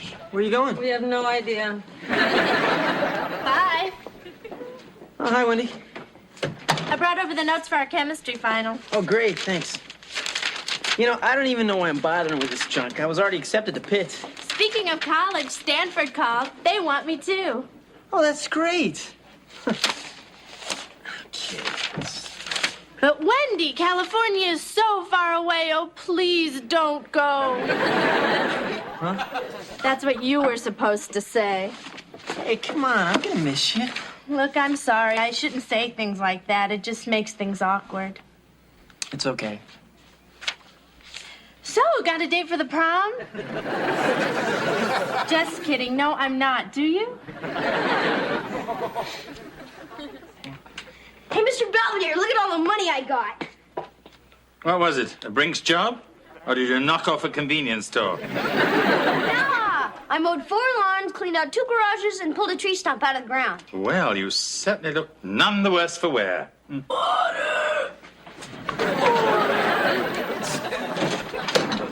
Here, Miles. Feeling better? See all the money we made? And you look as though you earned every penny of it. Speaking of which, Miles, here's your share. $3? But I did all the work. Yeah, but I'm the one who got us the jobs. That's the hard part. Wesley. Hey, I'm just kidding. We split everything 50-50. Right, partner? Yeah. Partners. I'm home. Hey, I saw that. Mom was reading and you were watching TV. It's Love Boat. Okay. So, you want to go someplace or just sit in the garage like we did last time? Yes, ma'am. We can handle that. I'll send someone over as soon as I can. Thank you, ma'am. Another garage to clean out, Wesley? Nah, cesspool. I'll just tell Miles it's like a hot tub.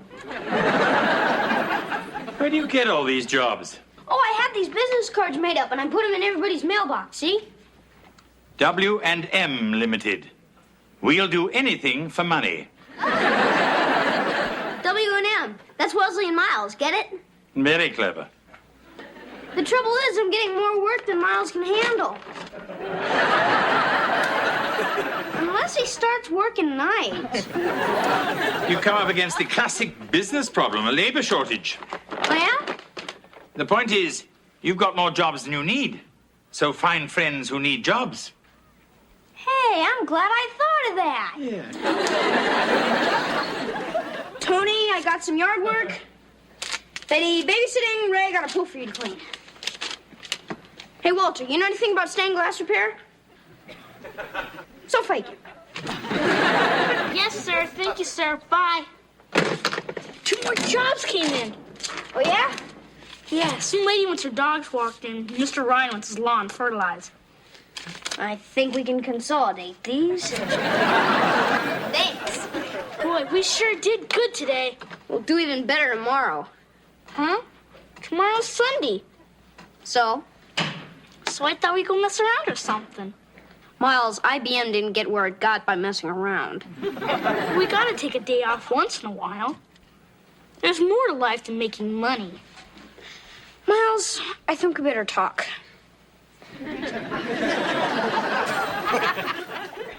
Sure, Natasha, I know you were expelled, but that doesn't mean you can't go to the prom. No, I understand. Yeah, I wouldn't want you to violate your parole either. Getting a little desperate, are we? Forget it. There's nobody. Hi, it's just me. I forgot my chemistry book. Don't worry, I know where it is. Wendy looks rather radiant today. Yeah, well, I think she's got high blood pressure. Hey, I know what you're thinking. I don't have a date. She doesn't have a date. She's going away to Stanford. I may never see her again, so why not, right? Get it? Got it. Good. Oh, hey, Wendy. Listen, I've been thinking about what you said about going away to college. Yeah? So if you don't already have a date, I'd like you to go to the prom with me. I'd love to. Great. Oh, and incidentally, I'm not going away to Stanford. I decided to go to Pitt, just like you.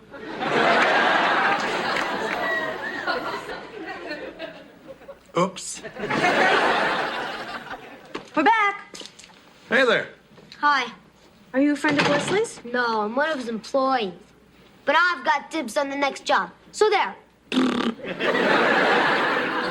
Are you looking for work? So what's going on? I thought Westman and Miles were just cutting grass. It seems that W&M Limited have become a major conglomerate. I hope they're not getting carried away. Hey, I think it's a good idea. Teach the kid a little responsibility and show him how the real world operates. It's nothing personal, Miles. It's just business. You understand, don't you? Yeah, sure. I guess so. See ya. What's with you and Miles, honey? Nothing much. I just sort of squeezed him out.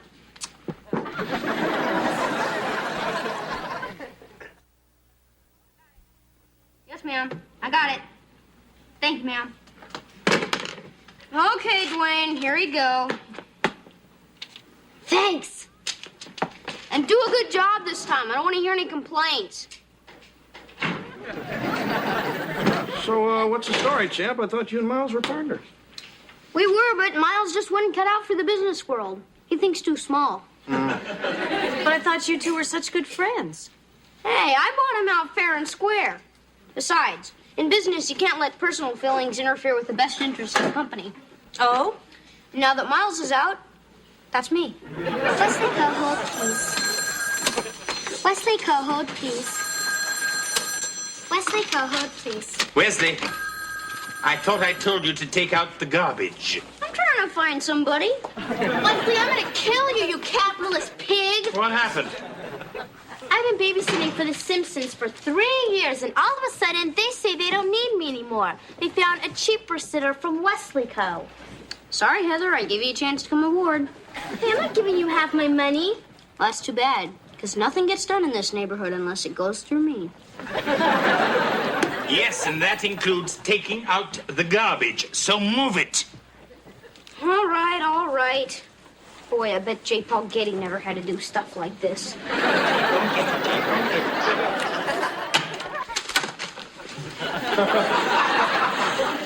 It's okay, it's just me. Oh, good. Yes, I'll tell him you've called. Oh, wait, he just walked in. Kevin, it's Linda. Really? Hi, it's me. What do you mean, what am I doing for the prom? I thought you already had a date. He's got hepatitis, really? That's terrific. Actually, I just remembered. I sort of told somebody else I'd go with them.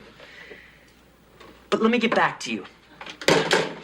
Come on, Mr. Belvedere. I think Wendy would understand. I mean, we're just going as friends anyway. And I don't even think she cares that much about going to the prom. Hi, hope I'm not too early. Wendy, it's 4 o'clock. I'm sorry. I'll go wait in the car. Is that mine? Thanks.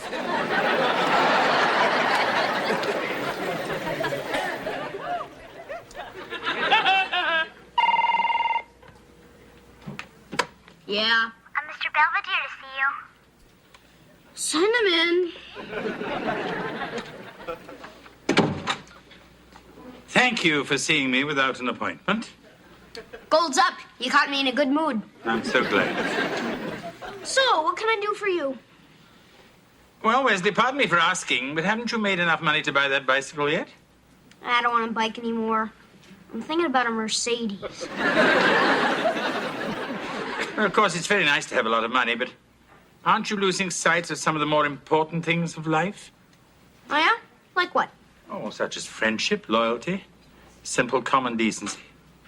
Look, I'm sorry about Miles and Heather, but there's nothing I can do. And what about your employees? I think they might appreciate shorter hours and more pay. Have they been griping again? Wesley. If it weren't for me, they wouldn't even have a job. They'd be back hanging around the playground like a bunch of bums. No, Wesley, like a bunch of kids. Yeah, well, I'm through with all that kid stuff. Right now, it's just cutting grass and walking dogs.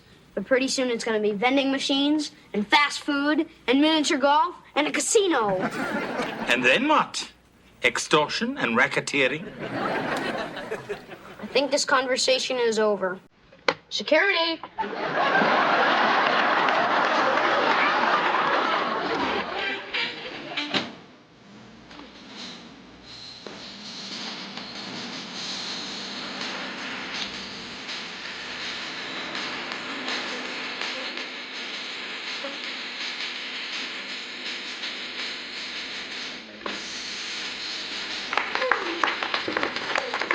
You're a pretty good dancer. What I lack in metabolism, I more than make up in rhythm.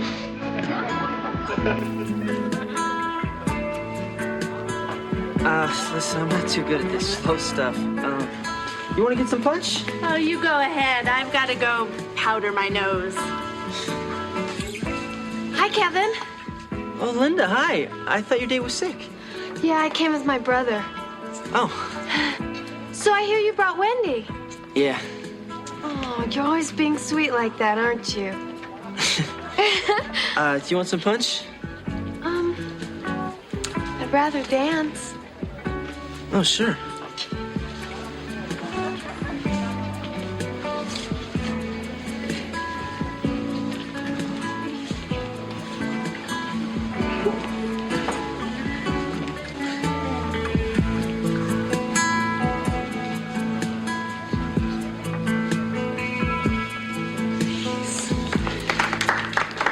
Thank you for the dance. Sure. So, Wendy, you ready for that punch now? Sure.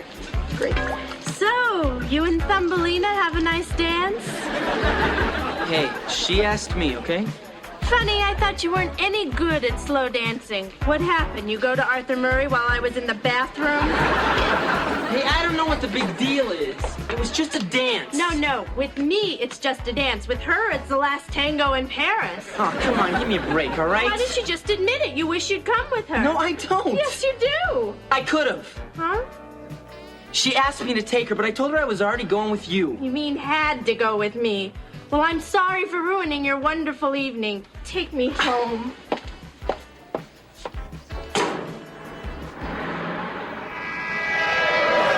you driving a little fast? You said you wanted to get home. I'm getting you home. Look, if you just slow down a little, I'll be happy to jump out. Then you can go back to your precious Linda. Hey, I'm not going back to the prom, all right?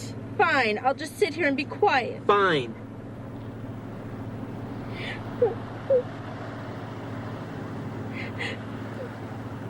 There's some Kleenex in the glove compartment. I don't need a Kleenex. I need a donut.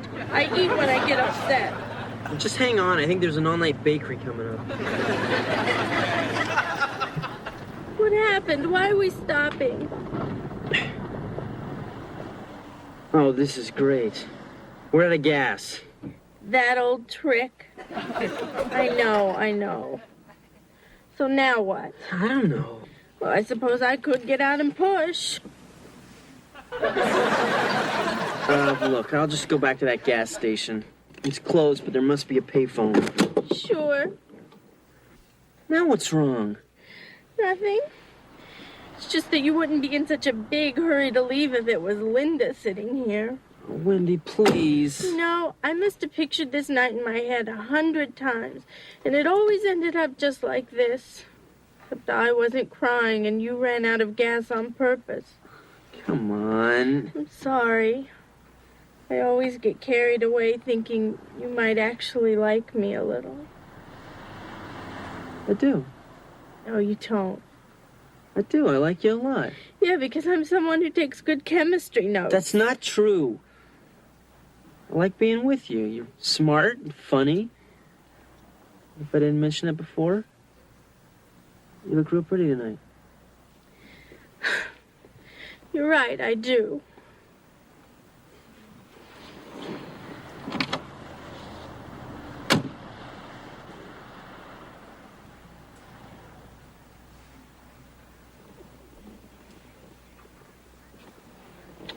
I don't know, Kevin. This might be all wrong.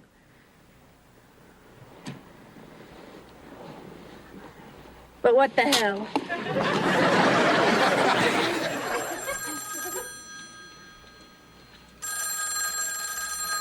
Hey, somebody want to answer that? Wesley Cole? Huh? What do you mean nobody showed up? Somebody should have been there an hour ago. I'll send somebody over as soon as I can. Wesley Cole? I'm sorry, maybe your line got lost in our computer. I'll get back to you. Problem, boss?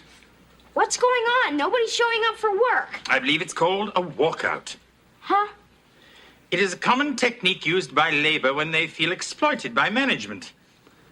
Especially when management is a snotty little 10-year-old. You mean everybody's on strike against me? But they're just a bunch of stupid kids. Where'd they get an idea like that? Nothing personal, Wesley. Just business.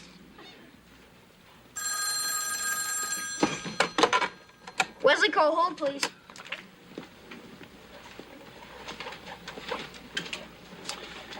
Wesley, if you like, I could make some hot chocolate. I'm ruined. Yes, I was noticing that. First everybody went on strike. Now they're all working for themselves, and I'm back to being a nobody. I'm sorry. Yeah, well, I guess I had it coming. Of course you did. I'll go make that hot chocolate. Hey, Wesley. What are you doing here? You come to gloat? No, I came to show you my new bike. I bought it with the money you gave me after you squeezed me out. You know, that's great, Miles, but I still got a lot of jobs to finish, and I'm the only one left to do them. Oh. You want some help? Why would you want to help me? The way I treated you? I've been a lousy, no-good, low-down, stinking rat. That's true. But you're still my best friend. I am? Thanks. So you want to see my new bike now? You bet. You're gonna let me borrow it, aren't you?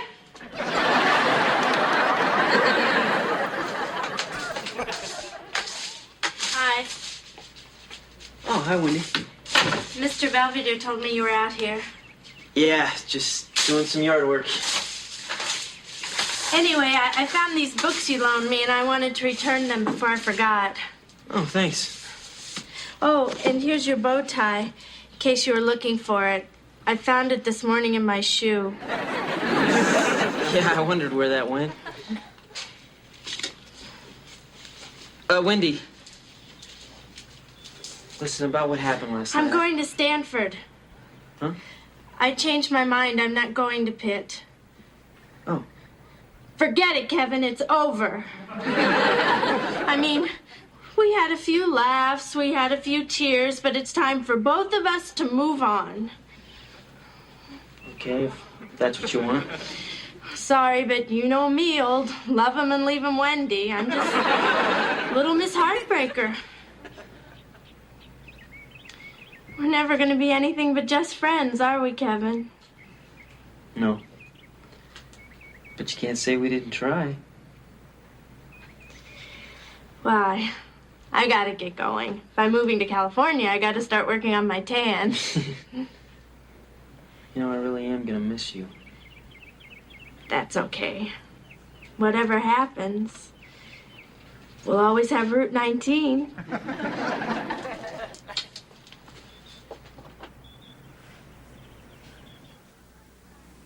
Oh, real funny, guys. You want to keep joking around, go ahead, but don't blame me when you wind up in divorce court. Did you hear something?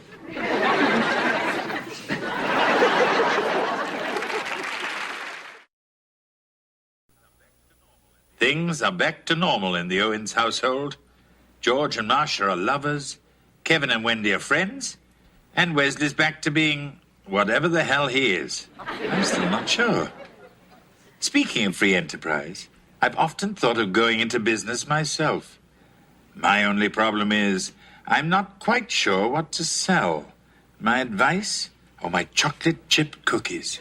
I've been told both are worth their weight in gold.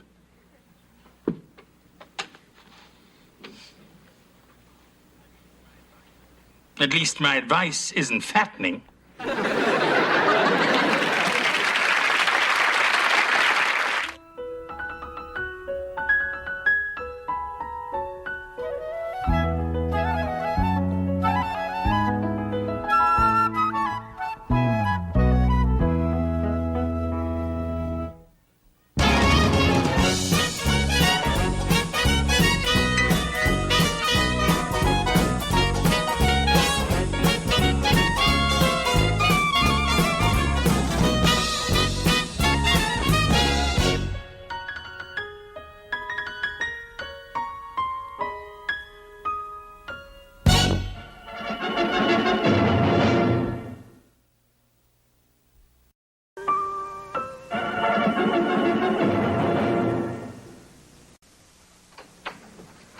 Hey, Mr. Belvedere. Hello, Wesley. Running a little late, Andre? Detention again? You know, that's what's wrong with you, Mr. Belvedere. You always think the worst of me. I mean, maybe I'm late because I went to the library or played ball with my friends or stayed after school to do some extra credit. Well, did you? No, I had detention. What did you do this time? All I did was lock this new substitute in the book closet.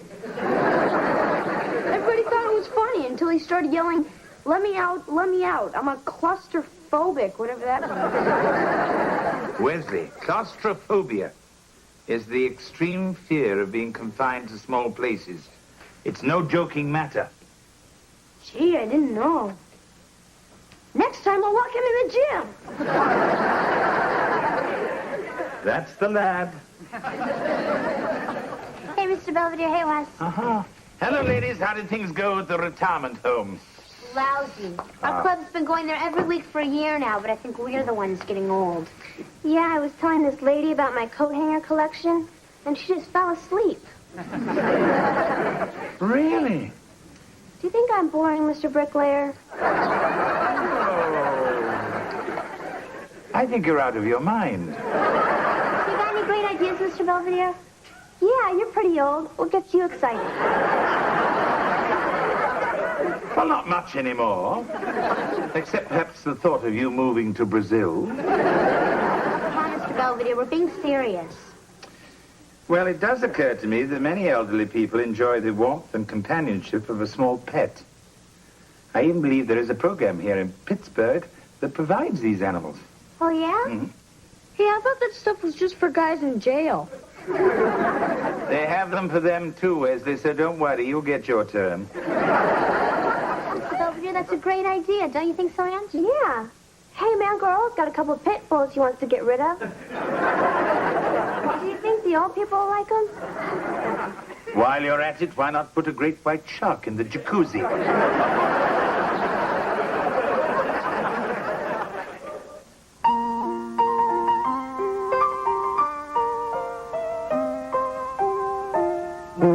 Streaks on the china never mattered before. Who cares?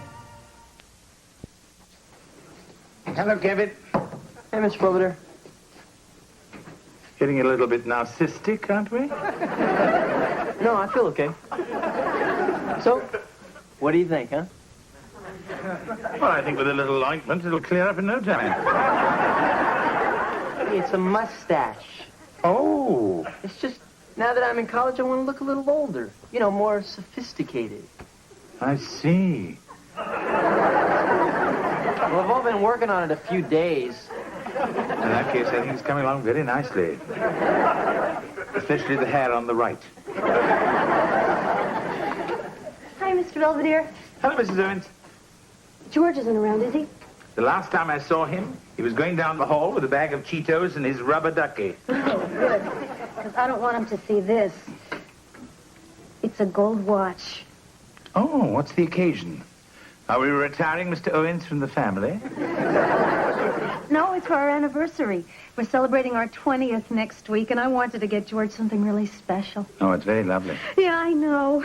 I can't wait to see his face when I give it to him. Neither can I. Especially when he forgets to get you anything. George wouldn't forget our 20th anniversary.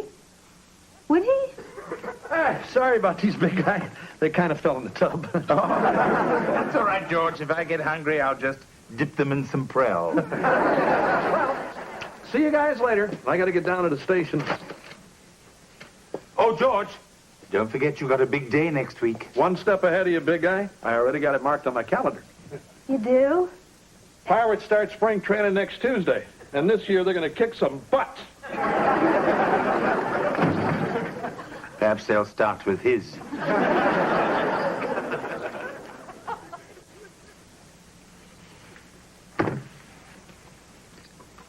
Okay, Bukowski, place your bet. All right. Oh, my. Looks like the high rollers have come to town. No reason to go crazy, Ernie. Okay, dealer shows a 10, you got a 13. I'll stay. What do you mean you'll stay? The dealer shows a 10, you take a card. But I'm happy with these, Ernie. All right. 15. Dealer has to draw. 8. And the dealer's bust. Oh, would you like to up the stakes? We could play for clothes. Hey, everybody, look what we brought. Hi, want to pet a puppy? Oh, look. Oh, he's so wrinkled. Yeah, I kind of figured you'd like him. Hi, Dolores. Hi, Mr. Sparks. Hello, dear. I already told you I don't want no stupid pet. Mr. Sparks, it'll be fun. If I wanted something to stink up my room, I'd take Bukowski here. Come on, Mr. Sparks. Me and Angela picked out something real special just for you. Surprise! Oh, great. I tell them I don't like dogs, they bring me Cujo. No, his name's Pierre, and he's a St. Bernard. Yeah, it comes with a keg and everything. Oh, yeah? Well, now, maybe there's something in here an old man might enjoy, huh? Yeah, it's prune juice. You should have made it pickle juice to match his disposition. Come on, Mr. Sparks, let's take Pierre for a walk. We'll even let you hold the leash. Sure. Poochie here sees a Siamese. Next thing you know, I'll be doing 90 on the Pennsylvania Turnpike. Oh, don't listen to him, girls. The more he complains, the happier he is. Well, then I must be having the time of my life.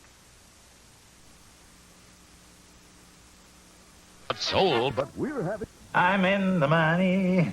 I'm in the money. Hey, Belvedere. Hello, George. I did it.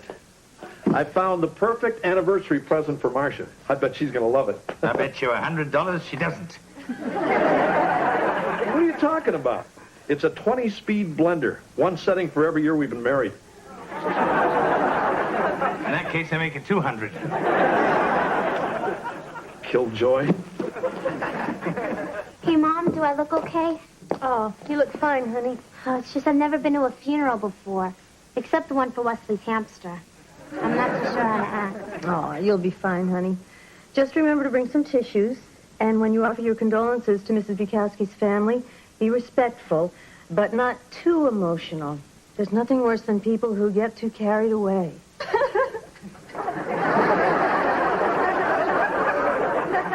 I'm ready.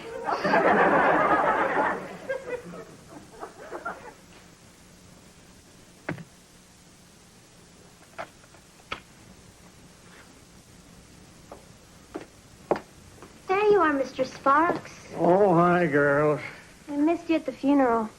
I was going to go. I guess I lost track of the time. Hey, is that you? Yeah.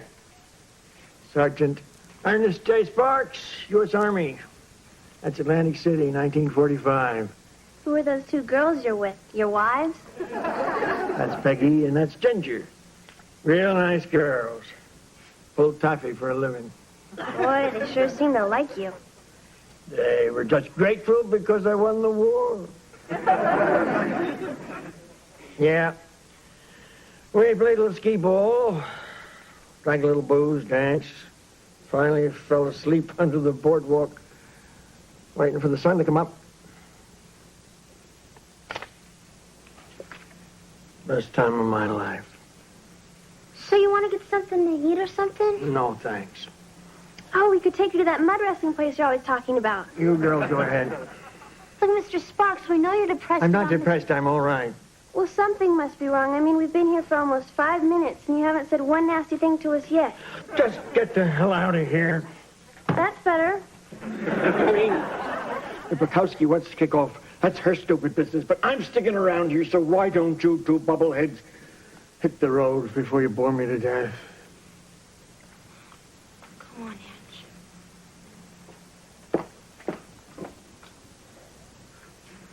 Hey, Belvedere. Now I've got it. Well, don't give it to me. I mean, Marcia's anniversary present. I finally found something that's real special and romantic. Altoona Motor Lodge. Hourly rates available. That is romantic. It's just not any old motel. Marcia and I spent our honeymoon there. Why? Was Niagara Falls closed for repairs? I remember it was back in '68. We didn't have a lot of money. Just a couple of crazy kids. Just starting out.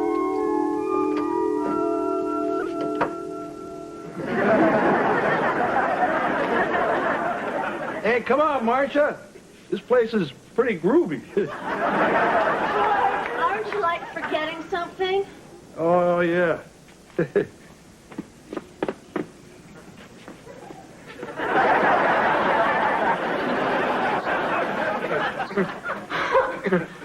Oh, wow.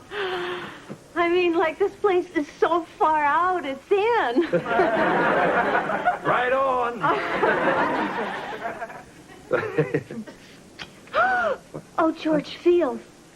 Little moon shadow just kicked me. Or moon doggy if it's a boy.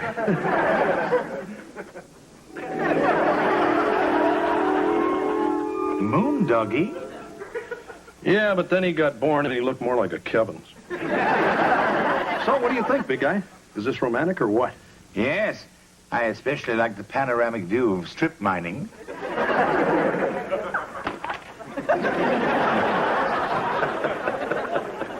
Yes, operator, that's right. The East Kensington Wagering Society. In London, yes. And ask for Reggie. I'm home. Oh, Wesley, you're just in time. What do you think of the number 8? I guess it's okay. Hey, are you betting again? Oh, not really. No, it's just that Princess Anne's favorite schnauzer, Fritzy, is going to have pups, and I thought it might be fun to guess how many. Huh? Hello, Reggie. Lynn here. Listen, about the royal litter. Put me down for £5,000. Hello? Hello? Wesley, what are you doing? Mr. Belvedere, you can't bet on crazy stuff like that. Oh, nonsense. We do it all the time in England. Why, I once made a killing guessing the exact circumference of Prince Charles's earmuffs. I don't know, Mr. Belvedere. I don't think I should give you any more numbers. Why not? We're both doing so well. Well, it was fine when you were just playing lotto, but now you're so crazy you'd probably bet on anything. $50 says I won't. I'm sorry, Wesley. I have probably gone a bit overboard. But perhaps with a little fresh air and sunshine, I'll be my old self again in no time. Yeah, right. So where are we going, Mr. Belvedere? The track. All set for the big weekend? Yeah. Marcia still doesn't know we're going to Altoona. She thinks we're going to New York City. You mean that awful place with the fine restaurants and the Broadway shows? Hey, look, that old motel means a lot to both of us. And we're going to have a great time. Okay, I'm ready. Whoa! Bye-bye, Mr. Belvedere. We'll be back Sunday, I guess. Have a wonderful time. I would if I knew where we were going. Hey, come on, Marsh. I told you I want to surprise you. All right. Hey, remember the last time you surprised me like this? Huh? It was our honeymoon. He took me to this rat hole in Altoona. Oh, it was the worst.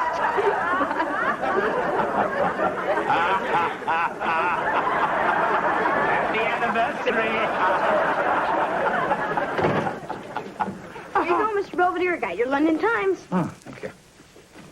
Thank you, Leslie. 7. Excuse me? Fritzy, the royal bow wow, showing you had 7 puppies instead of 8. See, it says right here, septuplets for Princess Anne. What? Now, aren't you glad I stopped you from making that stupid bet? Actually, I doubled that stupid bet. You what? Well, we were doing so well at the track. I suppose I got a little cocky. Come on, Mr. Belvedere, you just lost a ton of money. How are you going to pay it off? Oh, don't panic, Wesley. It was something of a transatlantic wager. So? So they're not about to send a couple of thugs from England to collect it? Get that for me, would you, Wesley?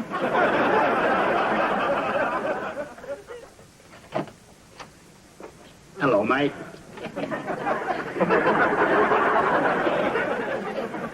Goodbye, and it was a pleasure doing business with you. Tell Reggie I want some change. Sorry about your banjo. Well, I had to give them something. They wouldn't take you. Hey, this isn't my fault.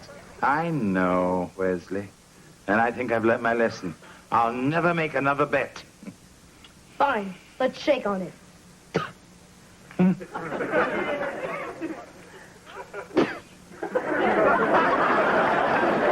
tell him what we called, okay? He won't even come to the phone. You know, I never thought I'd say this, but I really miss him. Miss who? It's Mr. Sparks. Ever since Mrs. Bukowski died, all he does is sit in his room and look at old photographs, like his life is over, too. Well, I'm sure if you give him enough time, he'll come around. It's already been a week. The thing is, if we could just get him out of that place, you know, take him to the movies or the park or something, I'm sure he'd feel a whole lot better. That may be true. But if a man wants to be left alone, there's nothing much you can really do about it. Short of kidnapping him.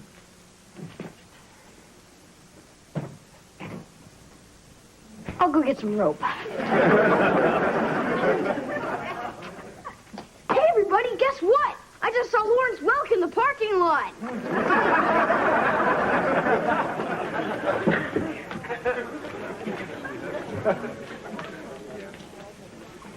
It's all clear. Hey, good work. I already told you two dumbos I just want to stay in my room. See, you sound better already. Sorry, Mr. Sparks, but you're going to the movies. I don't want to go to the movies. I don't want to go anywhere. Yeah, well, you're going to go somewhere whether you like it or not. Oh, yeah? Yeah. Fine. Take me to Atlantic City. All right. Hey, wait, we can't go to Atlantic City. That is way too far. And besides, we don't have any money. I got $15,000 in my sock drawer. I'll get it. Well, what are we waiting for? Let's go.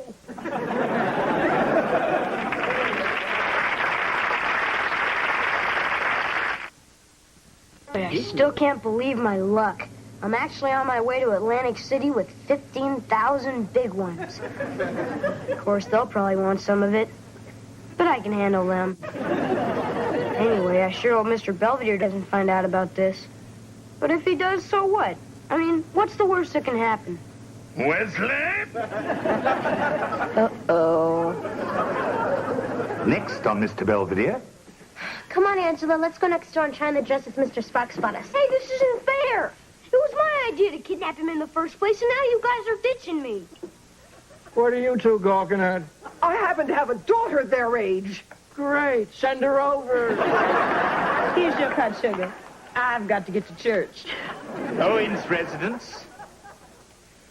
The big kahuna speaking.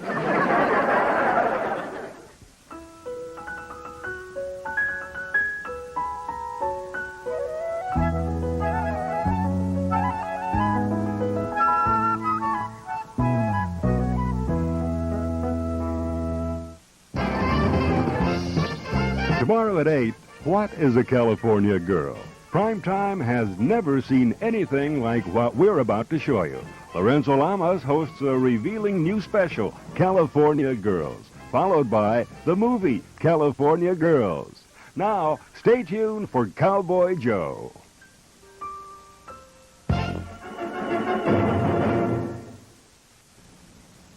Previously on Mr. Belvedere. Hi, Dolores. Hi, Mr. Sparks. Hello, dear. I already... The 10 of us. I don't think that's appropriate schoolwear. Mom, it's totally fresh. Fresh? It's 20 years old. Mom, fresh means it's better than rad. I just don't think you should wear it to school. But it's 60s Day, and I want to be the grooviest looking bird on campus. Oh, Heather, it's just so revealing. And I won't have any daughter of mine prancing around in something she can't even bend over in. Morning. Hi. Hey, Marsh, isn't that the dress you used to wear with no underwear?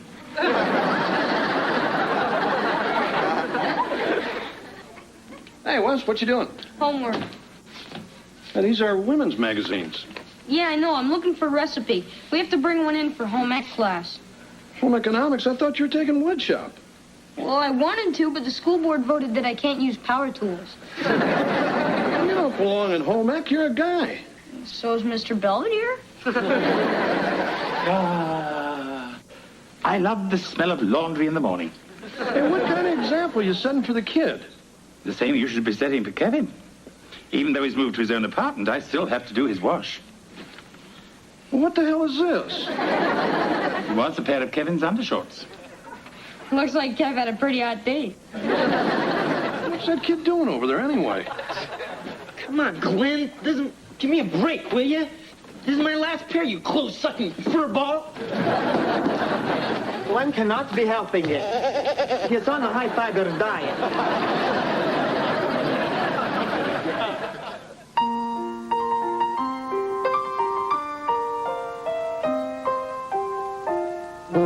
Streaks on the china never mattered before. Who cared when you drop-kicked your jacket as you came through the door? No one glared, but sometimes things get turned up.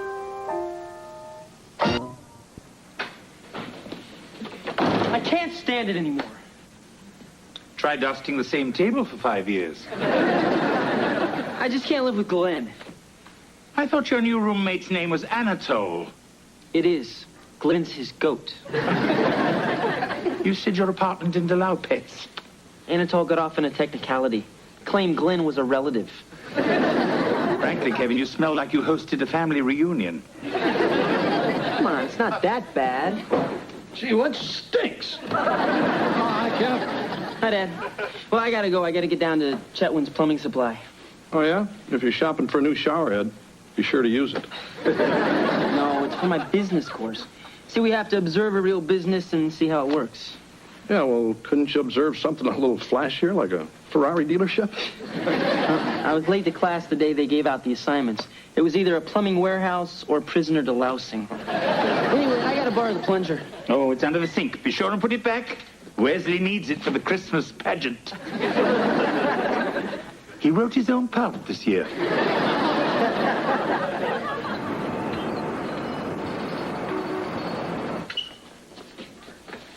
Hey, Ralph, When you're through there, I got a new shipment of copper pipe. Needs to be unpacked. You got it, boss. This is the warehouse, Owens. The elbow joint, you might say, the whole company. Elbow joint. Got it. Casey. Hey, Tony! We're paying you by the hour, not the cigarettes. Hey, Casey. What do you need, Mr. Palmer? Casey O'Connell. Kevin Owens. Hi. Casey's our warehouse foreman. Ah, great. It's about time I got some help. Give Tony a hand with the urinals. Oh, Kevin isn't here to work. He's from the college. He's here to observe. Oh, yeah? Yeah, so be nice to him, and maybe he'll come back to run the place for us when he graduates. So, what exactly do you do? I work. Ah, great.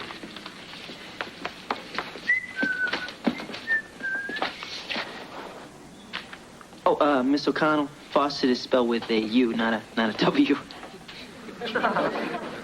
Look, college boy, let's get a few things straight. This may be playtime for you, but this is my job. I don't work, I don't eat. Hey, I do understand the concept of work. Good. Then you can just sit right over there and watch some. Fine.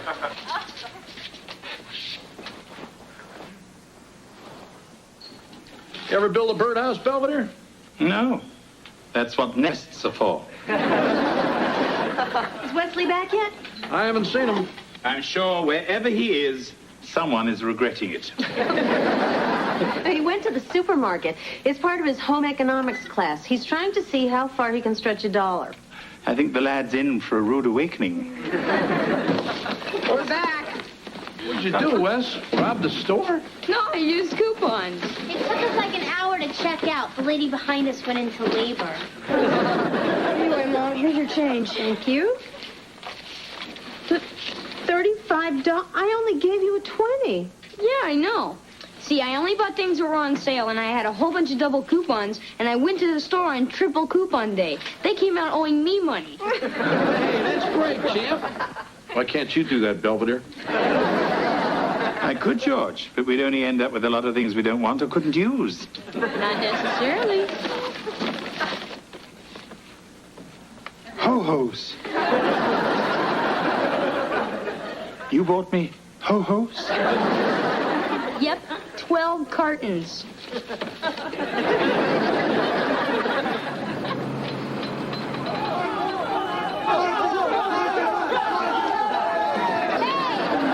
What the hell's going on here? Come on, guys, get your butts back to work. Morning. Uh-huh. I, got you this. Yeah? Well, you know, you and I, we kind of got off on the wrong foot, and I wanted you to know I was an okay kind of guy, and so are you. Okay. Aren't you going to open it?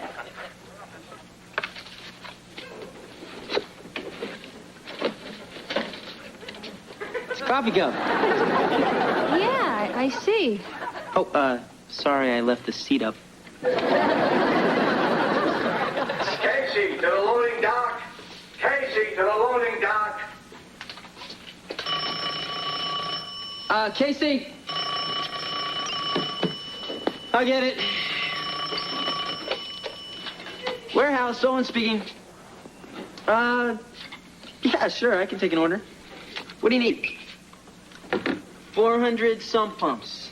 Hey, no problem. We'll ship them right out. You want them gift wrapped? Okay. What was that all about? Oh, I just moved 400 sump pumps. From where to where? Well, from us to Septic City. If we get them there by 5 o'clock, they'll even waive the volume discount. Great. There's only one little problem. We don't have any pumps, sump or otherwise. We're back ordered till January.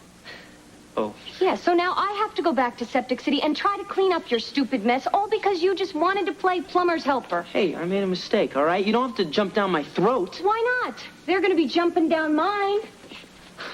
Look, I'm sorry. I mean, what can I say? Nothing. You don't have to say a thing, so why don't you just go and sit over there.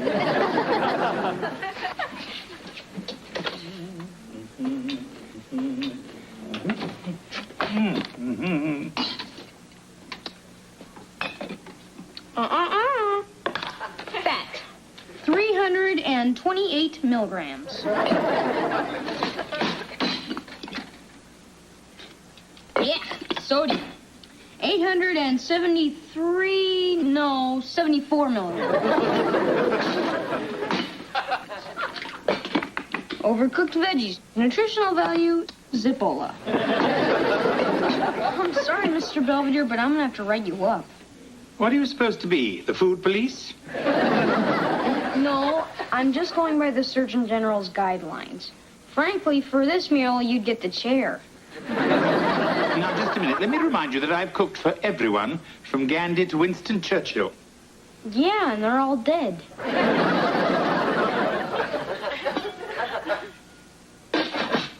Well, at least one thing's edible. Your sister will be delighted to hear that. She's tie-dyeing a T-shirt.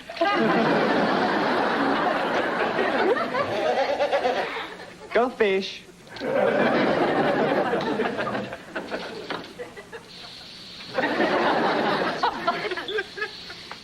Please, to be stopping that. You're stinking up whole joint.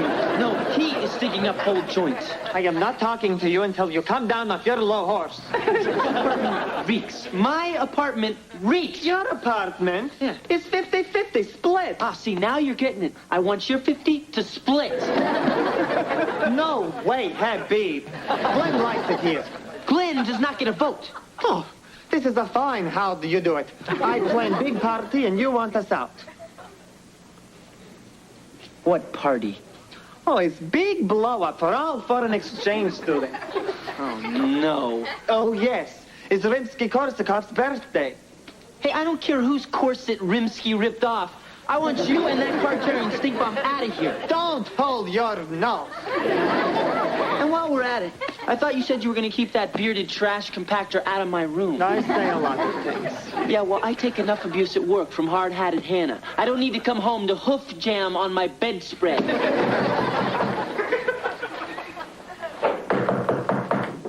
Yeah. You guys want to keep it down in there? What are you doing here? I live here. What? Since when? This morning.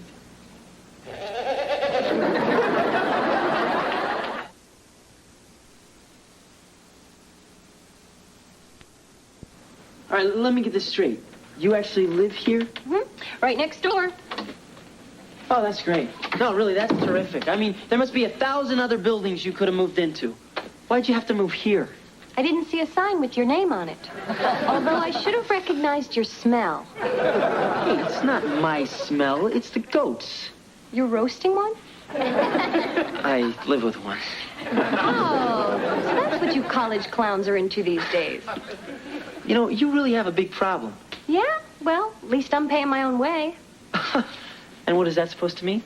You go to college full-time and can afford this place. You don't need a PhD to figure out Mommy and Daddy are footing the bills. Well, you know, they help a little, but I do the rest. You're acting like I'm privileged or something. Master Kevin. Your laundry.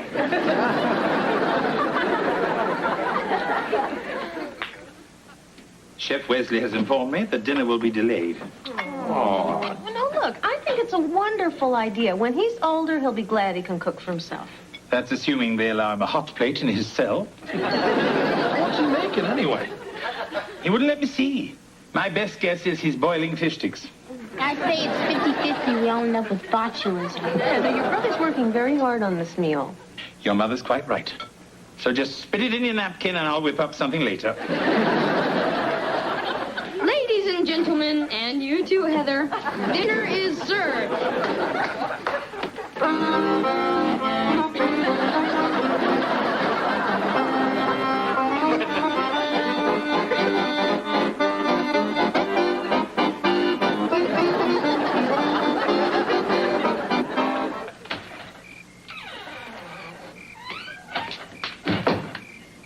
You okay, big guy?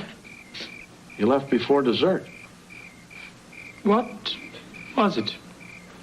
Oh, he called it something French. But it had all kinds of chocolate, strawberry sauce, lots of fluffy whipped cream. It was pretty good. Yes, well, I wasn't hungry. Oh, is that why there's 4 empty boxes of ho-hos on the ground? It grieves me to say this, but I think I'm jealous of Wesley. Why? It's my own fault. I've grown complacent. Hey, you're big boned. You can get away with it. George, I mean I've grown lazy in the kitchen. Big guy, you're just in a slump. You got to get a bigger lead off first. George. And keep your cleats up when you go into your slide. George, I really try to keep the dirt out of your mouth when you dive for home. George, I don't know when I've been so moved. Okay, pal. Just remember, don't let yourself get psyched out before you step up to the plate. The dinner plate, I mean. You're right, George. That's exactly what I've been doing. I've let that pint-sized Wolfgang Puck scare me out of my own kitchen. Hey, where are you going? To hit a home run. Over there. Young Owens, Yeah? this kitchen isn't big enough for the both of us. It isn't big enough for the both of you. I demand satisfaction. Huh? I challenge you to a cook-off.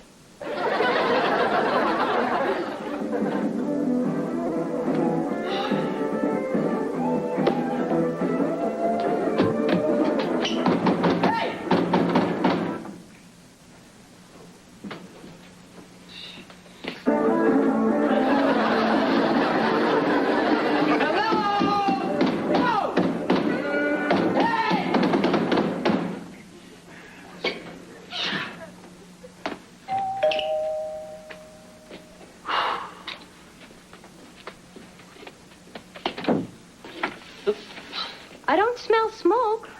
Excuse me?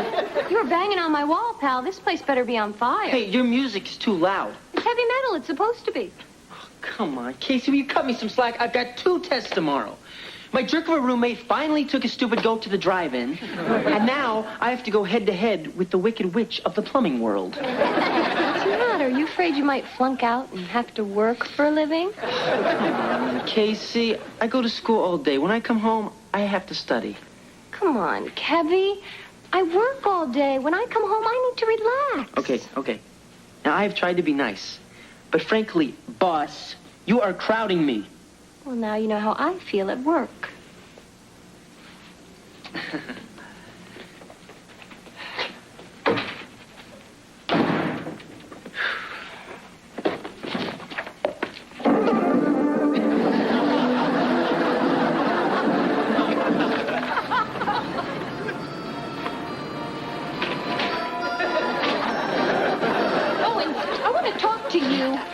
I'm standing right here. Was this your stupid idea? Uh-huh. Sure. Why didn't you run it by me first? Well, there wasn't time. Thanks. Owens, I don't mind telling you, I thought this was pretty crazy when you came up with it. But by golly, it's beautiful. It's sort of like the Ice Capades. Mr. Palmer, we're not really going to keep doing this, are we? Are you kidding? The orders keep flying out of here. Owens, I'm going to get you for this.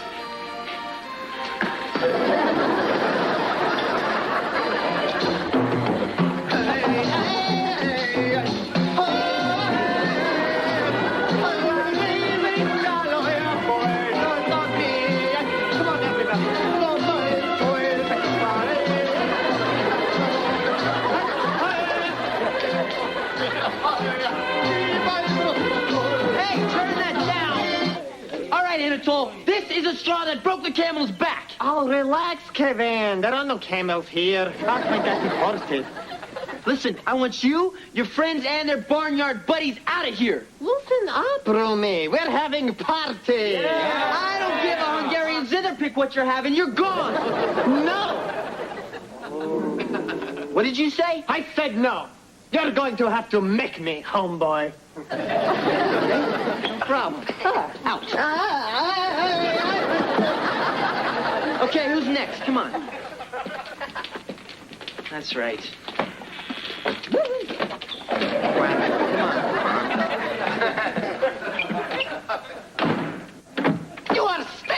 American pigskin. I'll go along with that stinking part. What happened to you? Oh, well, thanks to your little roller skating scheme, I fell and broke my ankle. Look, I'm sorry. Not as sorry as I am. I'm going to be out of work for 8 weeks. How am I supposed to pay my rent on workman's comp? Well, how should I know? Well, maybe you should have thought of that before you started playing roller derby. Here, why don't you sit down and yell at me? Fine. Just don't touch me, okay? Hey, look, I'm just trying to help. Oh, I think you've done enough already, college boy. You know, what is it with you, Casey? All right, maybe I messed up your foot, but you have been on my case with all this college stuff since day one.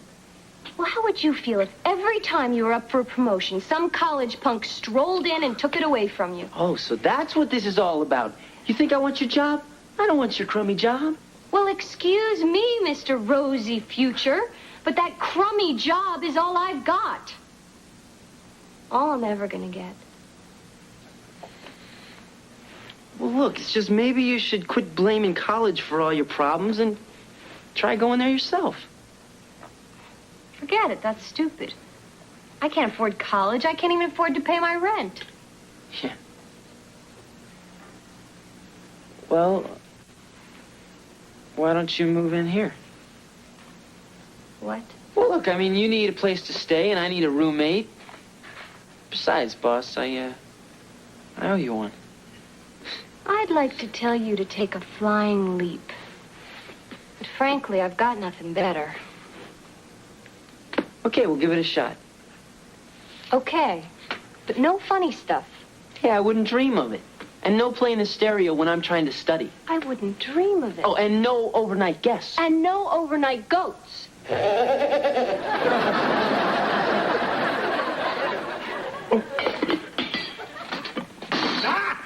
That's my burner. I have first dibs. It's 9 o'clock and I gotta eat something.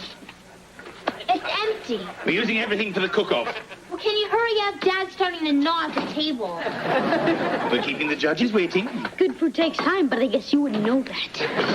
You're going to have to eat those words, you little twit. And they'll taste far better than your food. Oh, yeah? Yeah. On guard.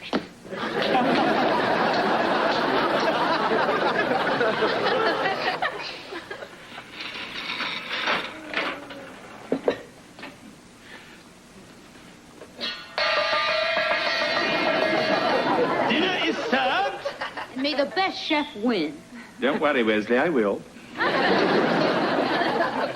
Hey, where'd everyone go? Oh. Hi, guys. Boy, am I stuck. You guys already ate? Already? It's after 11. You guys can cook till dawn. We went out for some chili dogs. But what about all this food? Oh, don't worry. We'll just pop it in the microwave and have it tomorrow.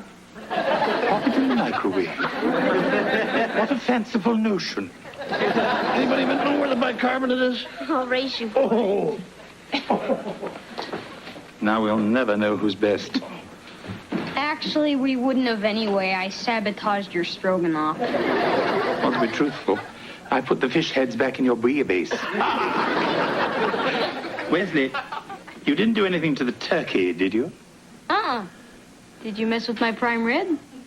Never laid a glove on it. Bet I can eat more than you.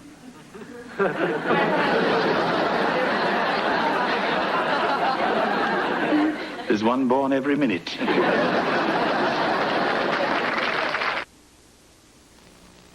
Mr. Belvedere will continue in a moment. I'm not quite sure what's going on at Kevin's apartment, but at least his laundry is no longer in tatters. It did, however, include a pair of lace panties.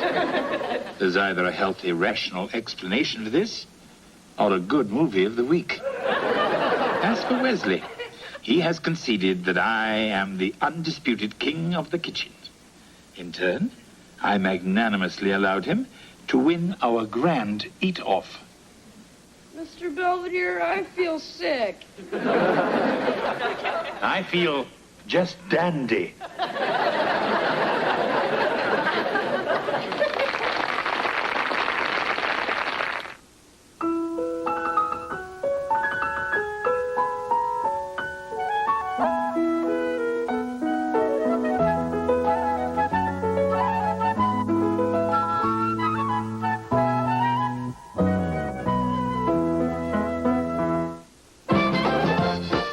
I'm Ted Koffel. Later on Nightline, hints that murder with a homosexual backdrop was behind the USS Iowa tragedy. But apparently none of that happened. How did the story surface? Monday, when a field trip becomes a matter of life and death, it's MacGyver's greatest challenge.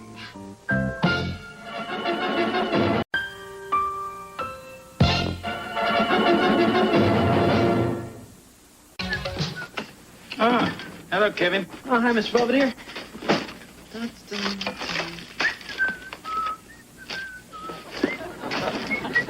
Someone having a sale of used food? Oh, no, this stuff's from my apartment. They're fumigating it for roaches, and everything had to go, including me. Well, at least you didn't bring your dirty laundry. It's in the car. Fine. Just toss in a box of Tide and push it in the river. Yeah, come on in, Carl. Hi, Kevin. Can I borrow your history notes? Oh, I just came back from a date. With who? The Temptations? I had high tea with Esther Blodgett. Who? She's a 68-year-old widow with bursitis. Carl, what are you talking about? It's my new part-time job. I provide companionship for lonely women. Oh, yeah? That's really nice. Yeah, and it pays a bundle. Huh? I'm a professional escort. Hey, you sure this is legal? Yeah, and the agency's always on the lookout for clean-cut, suave-looking guys like me. Oh, yeah? Yeah. So, if you see any, give me a call. Is there something interesting on the news? No, we're looking for Dad. But he's gone to Russia. We're watching a protest march in Moscow. Now we know he's arrived. I think it's really neat. I mean, my father, the sportscaster in this cultural exchange program. Yeah, but I don't get it. I mean, Pittsburgh sent them Dad, and all we got was a dancing bear. Sounds like a fair trade to me. I can't believe this. Heating bill, $670. Electric bill, $510. And they sent us a loan application with the phone bill. It's just horrible. We're going to have to cut back on expenses. You could fire my violin teacher. I could cut back on liquor and cigarettes. Very funny. No, we're just going to have to start by cutting back on unnecessary expenses, like all this junk food. Oh, please, Mrs. Owens. Let's not panic. But we have to do something. Do you have any ideas, Mr. Belvedere? Oh, many. But it would involve a good deal of sacrifice. And I don't think you're up to it. Says who? Yeah. Well, if you're so determined, I think I could implement a few energy-saving measures for the house. Wonderful. When do we start? No time like the present.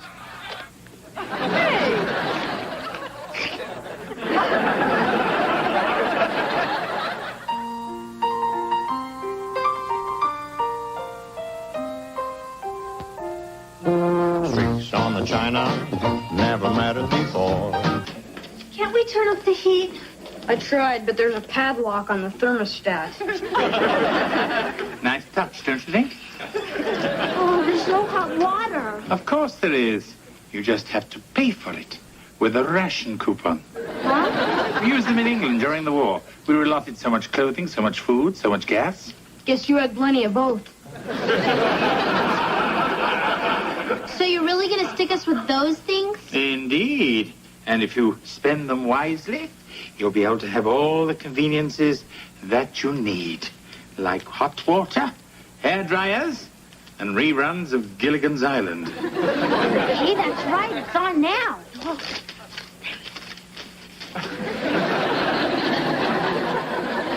You're gonna be great, buddy. I can tell you're a natural. Gee, Kev, you must have a really hot date. Yeah, bring her over. We could stand around her and warm our hands. Where are you going, honey? I'm, starting a new job tonight. Oh? So, what exactly is your new job, Kevin? Well, I'm in what you might call a service industry. Yeah, he sort of gets dressed up and provides a service. Like a doctor? More like a babysitter. What? Mom, I'm an escort. You mean those people that women pay to go out with them? Yeah. Oh, wow, my brother's a hooker. I can assure you, Mrs. Owens, Kevin is a highly trained Ed's Affordable Escorts professional. There's absolutely no hanky-panky involved. Oh, gee, Kevin, I don't know about this. I don't like it at all. But, you're old enough to make your own decisions. Thanks, Mom. Regardless of how your mother feels. Come along, children.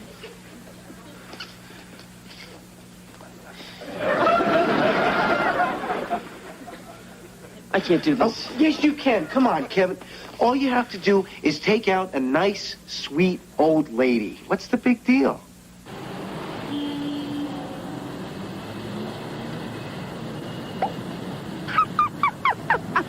So I says to my ex, I says, Lou, the minute the ink is dry in the divorce settlement, I'm jumping the first set of young bones that gets in my way. And it's you, sweet cheeks, champagne. No, thanks. I don't drink. Suit yourself.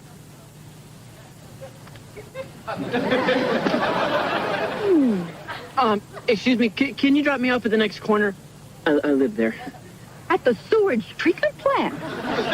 I'm a student. The rent's cheap. Okay, I'll drop you. After one more turn around the city. Hey, it's freezing in here. Yeah, well, it's gonna warm up pretty quick. What's the matter? I thought you said I'd get a sweet old lady. Didn't you? Hardly. I got this crazy sex bot who cornered me in a limo and wouldn't take her hands off me. I'm shocked. What's your number? Carl, this isn't funny. I've got a Corinthian leather rash you wouldn't believe. I've had it. Kevin, I'm disappointed in you. One bad experience and you quit? I thought you were a professional. Huh? How do you ever expect to get anywhere in life? When the going gets tough, the tough get going. You want something, don't you? All you have to do is take a sweet old lady out on the town. No way. Oh, come on. It's an emergency. Oh? What's her name? Claudette. You mean that French exchange student from France? Oui, oui, oui. Forget it. Oh, I could introduce you to her American cousin, Fifi Lipschitz.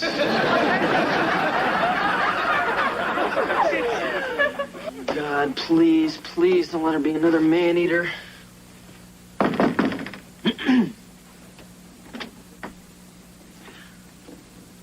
Thank you. Hi, Kevin, I'm your date. Oh, I'm Florence. Is something the matter? But I was expecting someone a little bit older. Oh.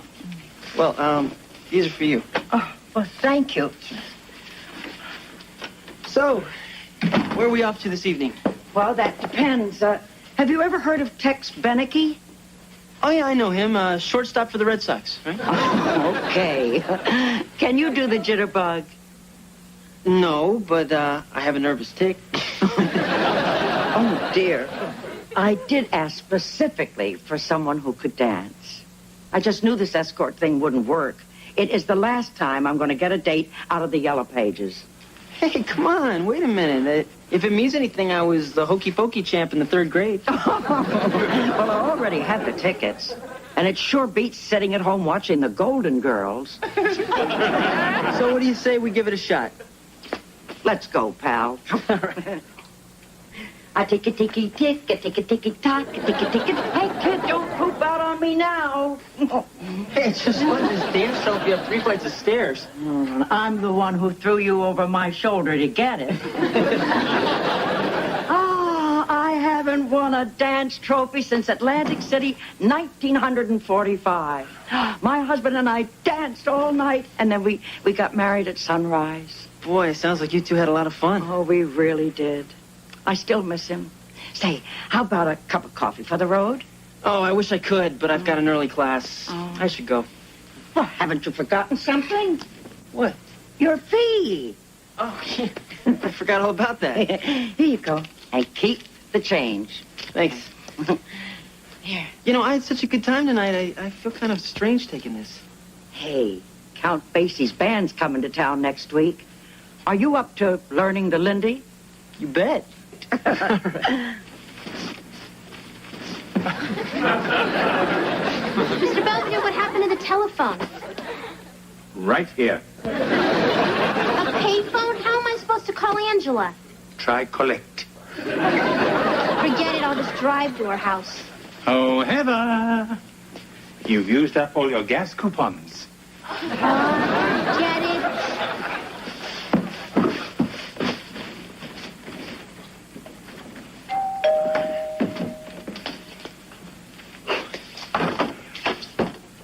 Carl, what happened to you? The sweet old lady I went out with last night wasn't sweet, wasn't old, and at about 10 o'clock I found out he wasn't a lady. Gee, Carl, that's too bad. And what's going on with you, pal? I was just down at the agency, and they told me you turned down your last 3 jobs. So? So I might have to refund my finder's fee. Well, I've been busy. With what? With Florence. We've been seeing a lot of each other. Oh, I get it. She's been paying you under the table. Good scam, Kev. Oh, Carl, I'm not charging her. What?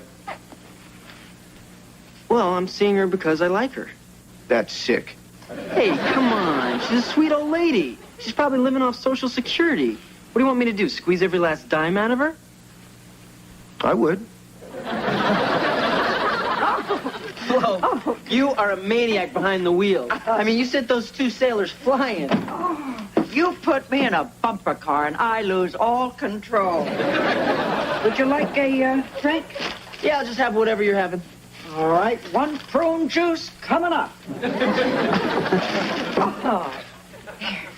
Thanks. Say, how did you make out on your ancient history exam? I got a C-. Oh, you should have called me. I probably was there. Flo, you have a really great sense of humor. You do, too, to put up with me. Oh, what are you talking about? You're a lot more fun to go out with than most of the girls I usually date. We really do get along, don't we? Yeah, sure. I think so. Me, too.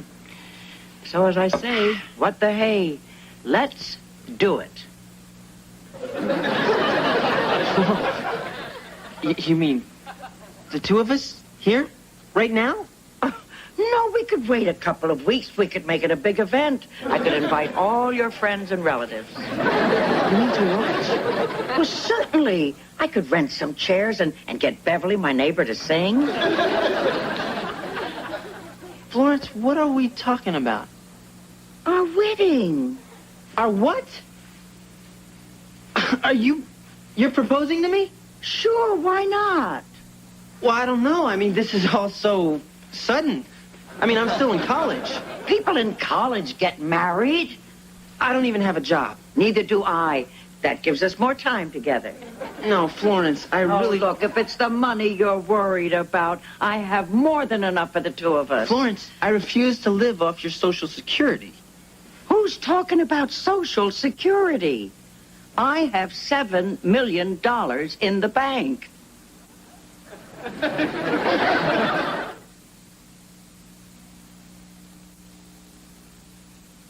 Remodeling it.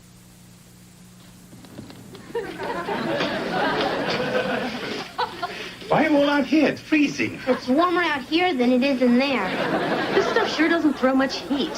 What are you burning, anyway? Your immigration papers. I'd give anything for a hot meal. You could have had one. If you hadn't blown all your ration coupons on your Lady Norelco. Hey, let's go down to the railroad tracks. I hear it's stew night. What are we waiting for? Well, no sense in wasting a good fire.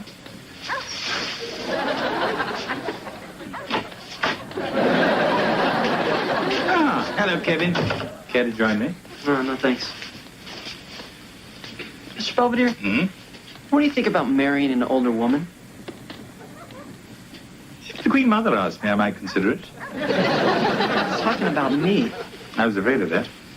See, I met this really nice lady, Florence. We've been getting along great, and she asked me to marry her. How old is this very nice lady? 65. Kevin, why would you even consider marrying a 65-year-old woman? Because she loves me. And she has $7 million that she wants to leave all to me. Will you be needing a housekeeper? This is serious, Mr. Belvedere.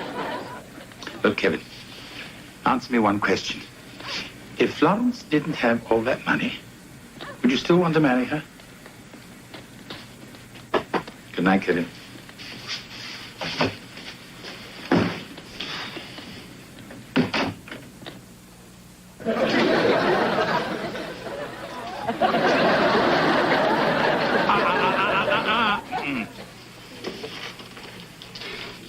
Mom, everybody, I have an announcement. I'm getting married. What? To who? Oh, nobody special, just some girl. What girl? Well, actually, she's more than a girl. She's actually kind of like a woman.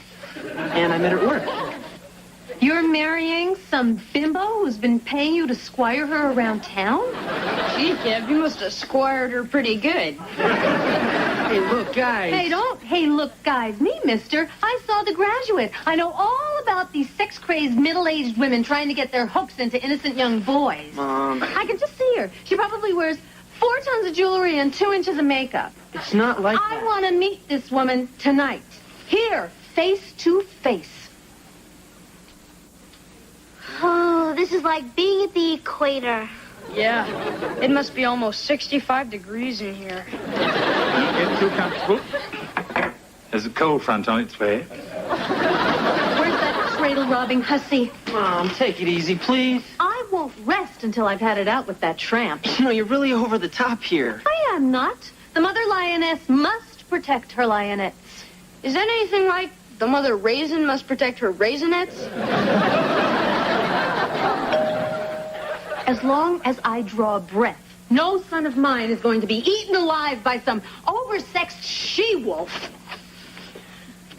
Can I help you? Mrs. Owens, I'm Florence Talbot. Who? Kevin's fiancée. Kevin, can we have a word?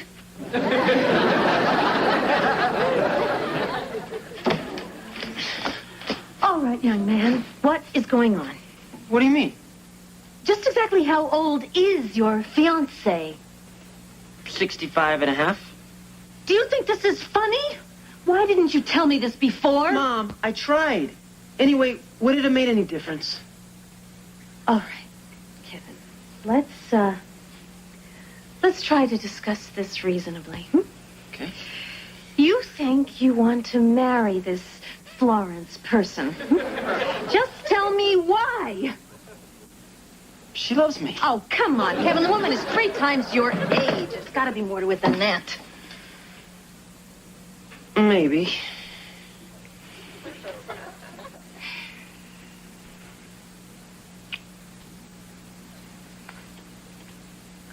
So, how about that new super polygrip? Are you and Kevin planning on having kids right away? Why don't you children go and play in the traffic? Scram.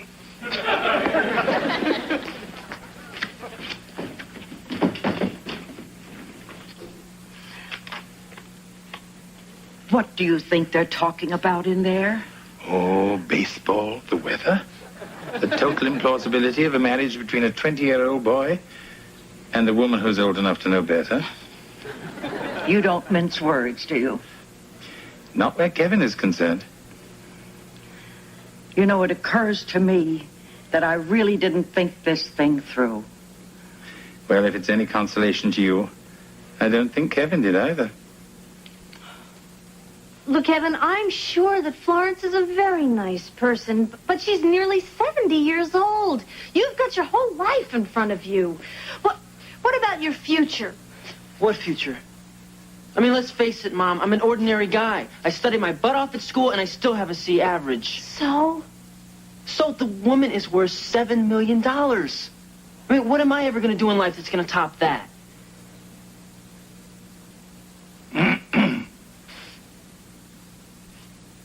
Florence. I think I've created enough trouble tonight. I'd better be going. Oh, no, actually, we were just leaving.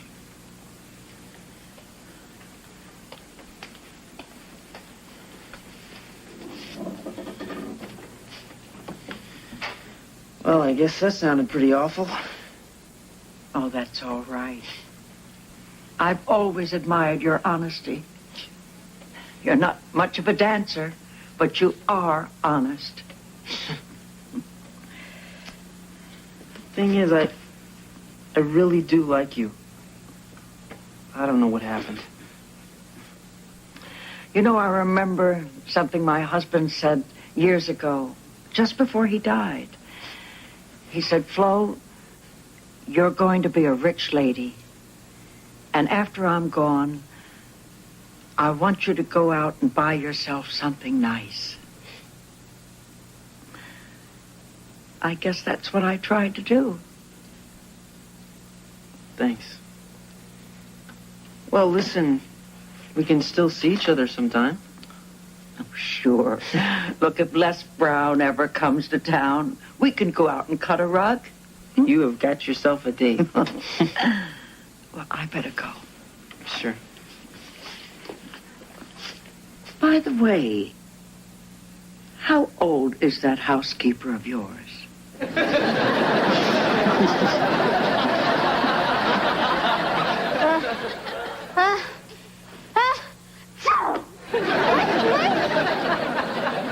It's here, everybody. The heating bill's finally here. Oh, great. Let's see if all this misery is paid off.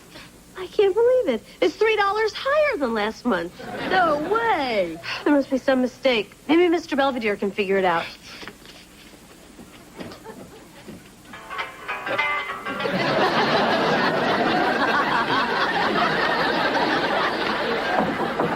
Mr. Belvedere! Mr. Belvedere, open up! Mr. Belvedere! You cheater! Hello.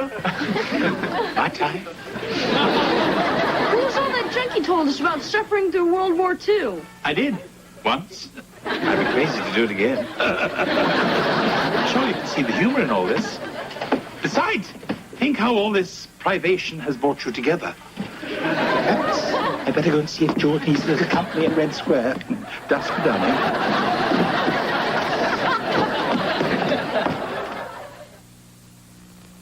Mr. Belvedere will be right back.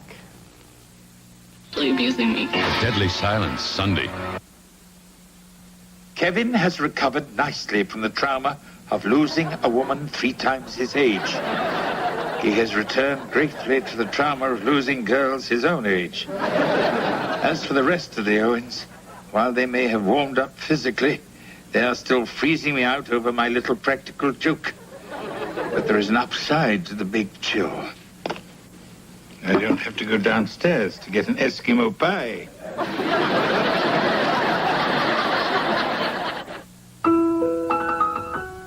I'm Ted Koppel. Later on Nightline, it's Charlie Chaplin's 100th birthday this Sunday, and there'll be special commemorations around the world. We'll celebrate tonight. Tuesday at 8, Samantha and Mona plan a night on the town to drown their boyfriend blues on Who's the Boss. Then little brother Kevin comes to the rescue of his big sister on the one.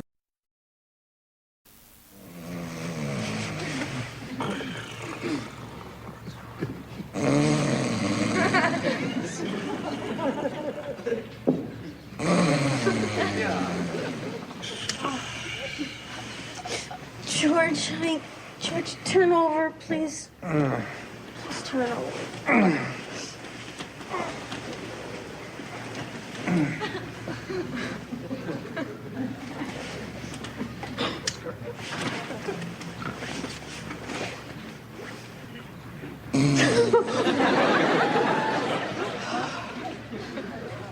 Okay, look, it's not so bad. It's just a little noise. It's rhythmic. It's almost musical. Hey, I can handle this.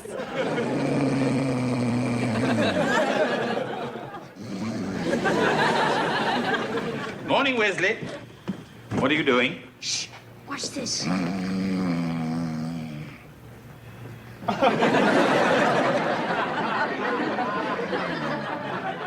Fascinating. Want to see him play the harmonica? Leave your father. Morning, Mr. Owens. Hey. I dreamt I was on a Lawrence Welk show or something. Imagine that. Uh-oh, Dad's on the couch. Still snoring, huh, Dad? That's what your mother tells me, but I haven't heard it. Yeah, well, we have. Let's show him.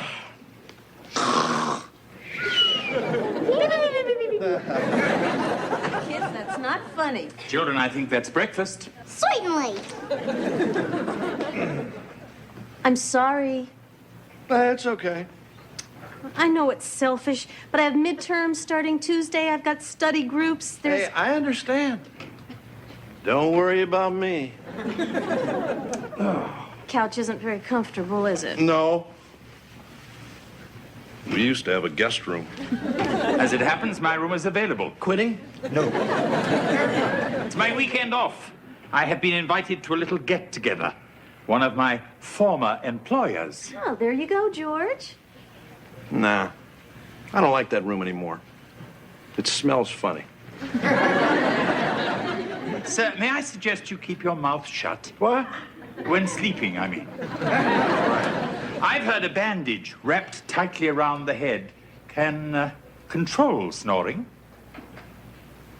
Well, I've heard a bandage wrapped tightly around the throat can control domestics. Both old wives' tales, I'm sure. I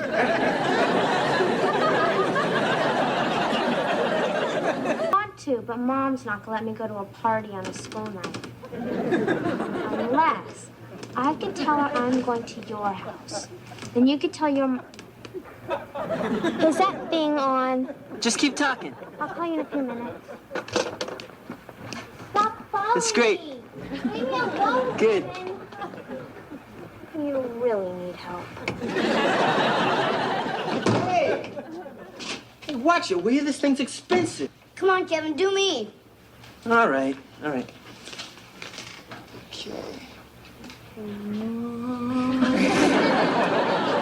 Stop that. That is so gross. Yeah, it makes everybody sick, and I never get to see it. You know, I wish you guys would take this seriously. I'm getting a grade on this. Oh, give me a break. Oh, Mr. Belvedere, could you go out and come back in again? Why, what have you done? I just missed you the first time. I'm making a movie. And I'm making dinner.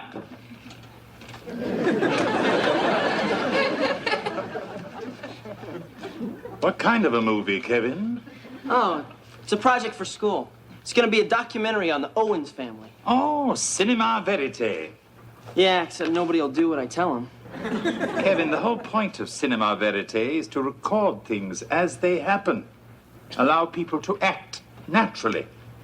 Oh, yeah? Now, if you'll excuse me, I have to put these groceries away and get on with my daily routine. Oh.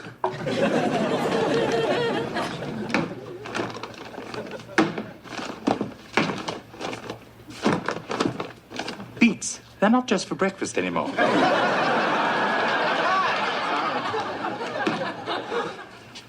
Hi, how's the doctor?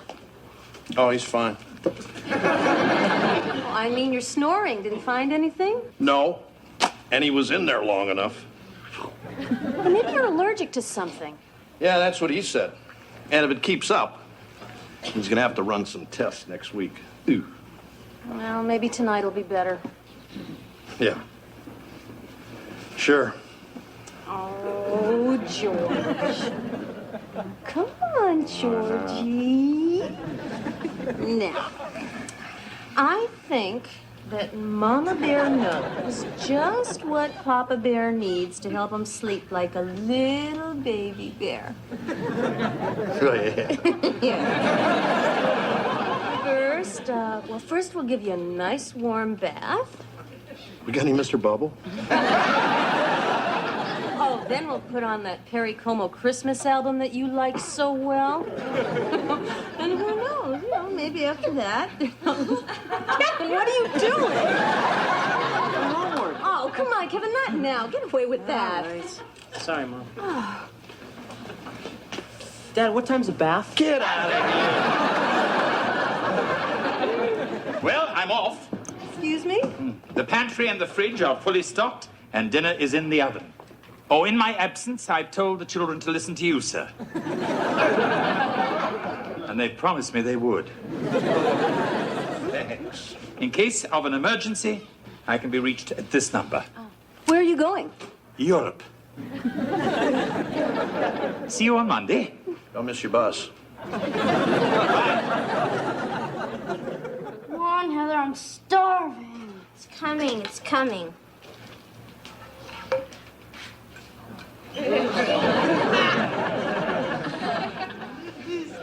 What's this? Eggs? No, come on, really. Can we get closer with this? Real funny. When's Mr. Belvedere getting back? Morning, kids. Dad? Hey, Kev, want to get a shot of your pop at the plate? No, thanks. Hey, Dad, I made you eggs. Oh, great, kitten. Hey, and just the way I like them. Yellow and white. Oh, they're back. Morning, everyone. Hey, Mom. Hi. Hey, Mom, didn't see Dad on the couch this morning. Yeah, where were you? I got balloons. Yeah, it's been 3 nights in a row now and not a peep. How come you stopped snoring, Dad? I don't know, Wes. Maybe it was the bubble bath. Nah. I didn't get one last night. Well, I had to study last night. Well, I just wish I knew what was different around here. Hello. I'm back.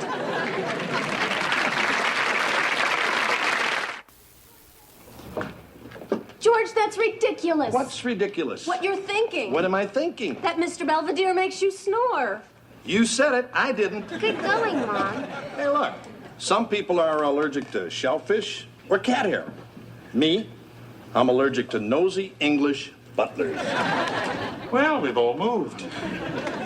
So, Mr. Belvedere, did you have a nice weekend?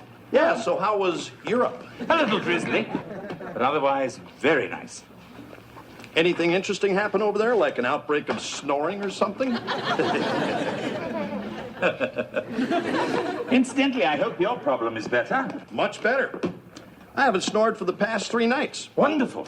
Yeah, it's too bad you couldn't have been here to hear me not snoring. But you were gone. Not here. Away. Ah, what an interesting coincidence. Yeah. Well, if you're needing anything, I'll be away in the kitchen. Come on, kids, let's get going. Well, what about Mr. Belvedere? It'll be okay. Just go ahead. Look, honey, you didn't snore last night or the night before that, and you are not going to snore tonight. Sure.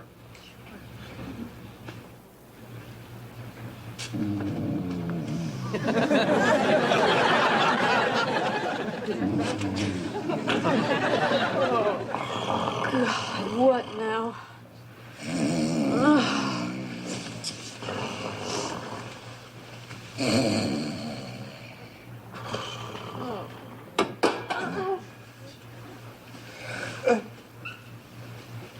Let's go out. Oh, nothing. Just trying this on. It's new. Go back to sleep.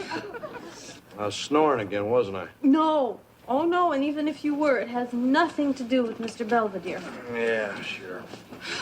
Oh, man. See you in the morning. Oh.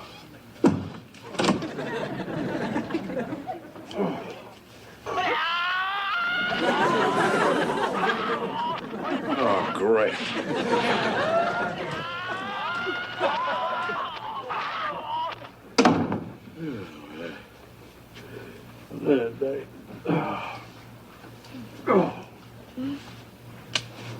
Who's there? This is only your dad, Wes. I'm gonna bunk in with you tonight. Okay. Oh.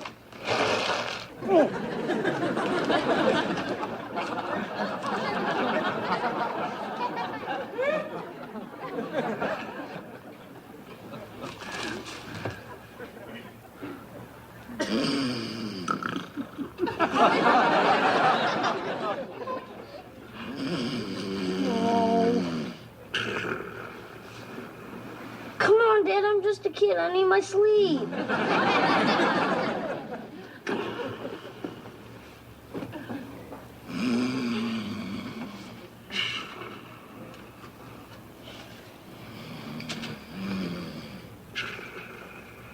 Give me my cookies.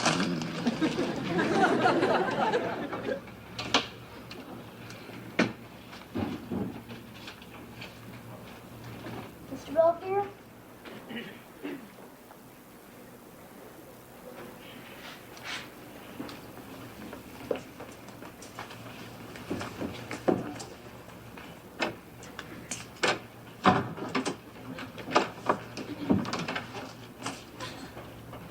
What are you doing here?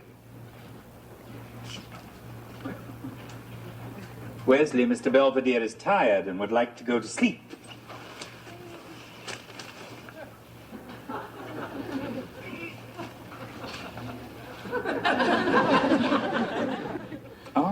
All right, you can have the bed.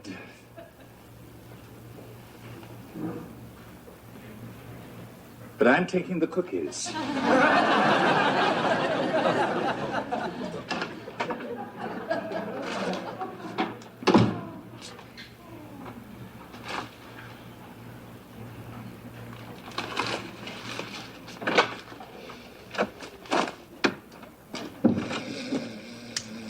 Ah.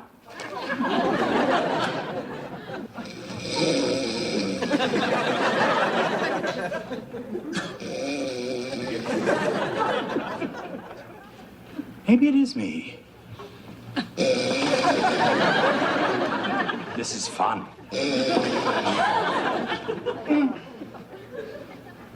Well, who's there? No one, George. You're dreaming. Belvedere. Where's Wes? He took refuge in my room. Yeah, I know, I'm snoring again. So I hear. You make me snore. That's very flattering, George, but it's late, and I think I better find somewhere else to sleep. How about right here? Right here? With you? Sure. It's your fault I'm making all this noise. Why not stick around and enjoy it? Right. We'll confront the problem head on. A sort of shock therapy.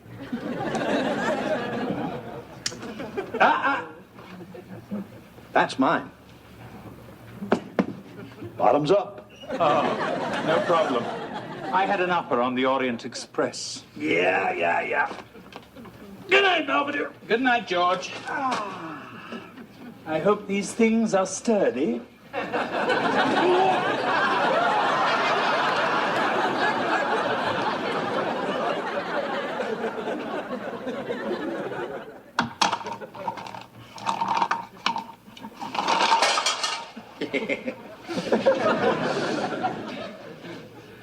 Belvedere. Belvedere. The bed's on fire. Immigration. George? What's the matter, Belvedere? Can't sleep? Yes, I felt this sudden kicking sensation. Well, if it's a boy, name it after me. Frightfully amusing, I'm sure. Good night, George. Bit cramped up there for you, Belvedere? I'm fine. Al, you're probably not used to roughing it like this. Sir, this is a bedroom, not the North Woods. You don't have to tell me that. I spent a summer in the North Woods, cutting pine. You were a lumberjack? Yep. So was I. But I was in the Amazon, and my wood was mahogany. Sure, Brazil. Nice and warm. When I was stationed in Alaska, I pulled guard duty. 20 below zero. 20 below? That was summer in Murmansk. In winter, your words would freeze, and you wouldn't hear them until spring. Yeah, I remember the spring of '72, the Harrisburg flood. I filled sandbags for 3 days straight.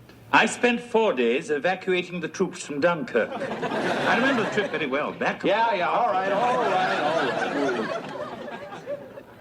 Okay, you've done some things. I've done some things. Big deal. You're quite right. We were getting a bit childish. Good night, Belvedere. Good night, George. I met MacArthur. I have his pipe.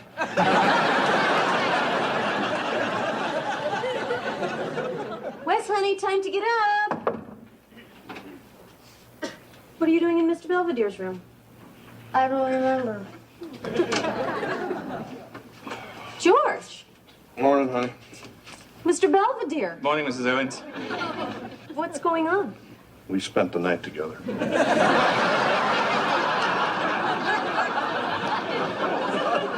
A sort of experiment in terror. Did you snore? I didn't sleep. We just sort of talked. Yes, I had a lovely time. Mine was lovelier. Perhaps I'll make some coffee for all of us. Oh, do. Wes, get dressed. Come on, George. Hi, Mom. Morning, Dad. Morning. Morning. What's going on? I'm gonna get the paper. This is one dull family. Maybe the squirrels are doing something. Mr. Belvedere, George just went to get the papers, so we don't have much time. Are we making a run for it? I don't know what happened last night, and I don't know if you know George's crazy idea about you and his snoring. Actually, he may be right. Well, I mean, snoring can be caused by unreleased anger or pent-up resentment. In George's case, I seem to be the main source of both. So stop it. I mean, I really think that this whole thing will blow over if you'll just try to make an effort to be nice to him. I'll do what's necessary. Trust me. That lousy Huffnagel dog, What happened? the stupid mutt chewed up the paper and then did something on it. Perhaps he read your column. It's okay. Let him take his little shots. I don't mind. Because I've got some news for you. And I've got some news for you. I quit. Why? As I told Mrs. Owens, it's best for all concerned. Right? Oh, absolutely. Goodbye. Hey, wait, you can't quit. I'm gonna fire you. Too late. Goodbye, Mrs. Owens. I'm sorry things didn't work out. Thanks for the memories. So long. Bye. Children. Hey, you walk out of here like this, you're not gonna get a reference. Oh, my. I'll just have to make do with Churchill and the royal family. That's it, Mr. Snooty. Start bringing up all your hotshot friends. Excuse me. You know what? I don't think you ever knew Churchill or anybody else. I know you. And you know what else? I don't think you went to Europe for the weekend. You spent it in a motel just to drive me nuts. Where's that number he left? That number for Europe? Sir, I really don't think. Come on, honey, where is it? It's over by the phone. Just curious. That's all.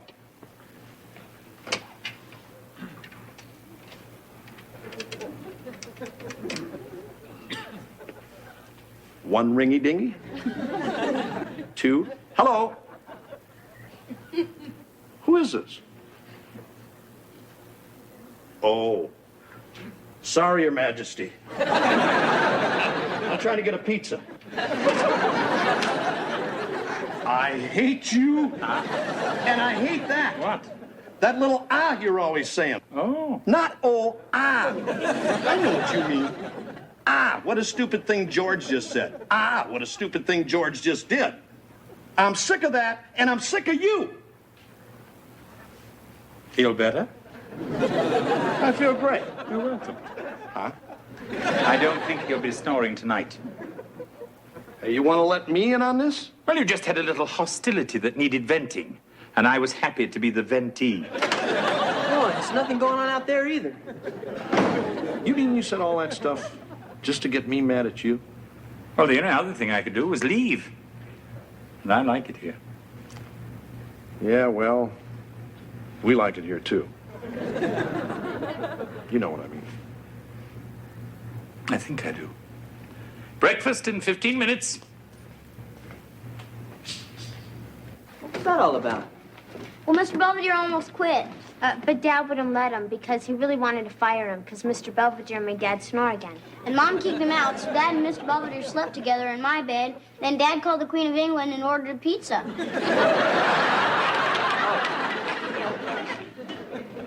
Can we do that all one more time?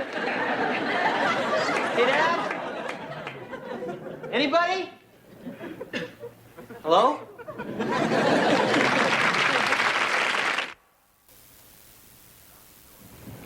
Allowing George the opportunity to vent his repressed frustrations regarding yours truly seems to have done the trick.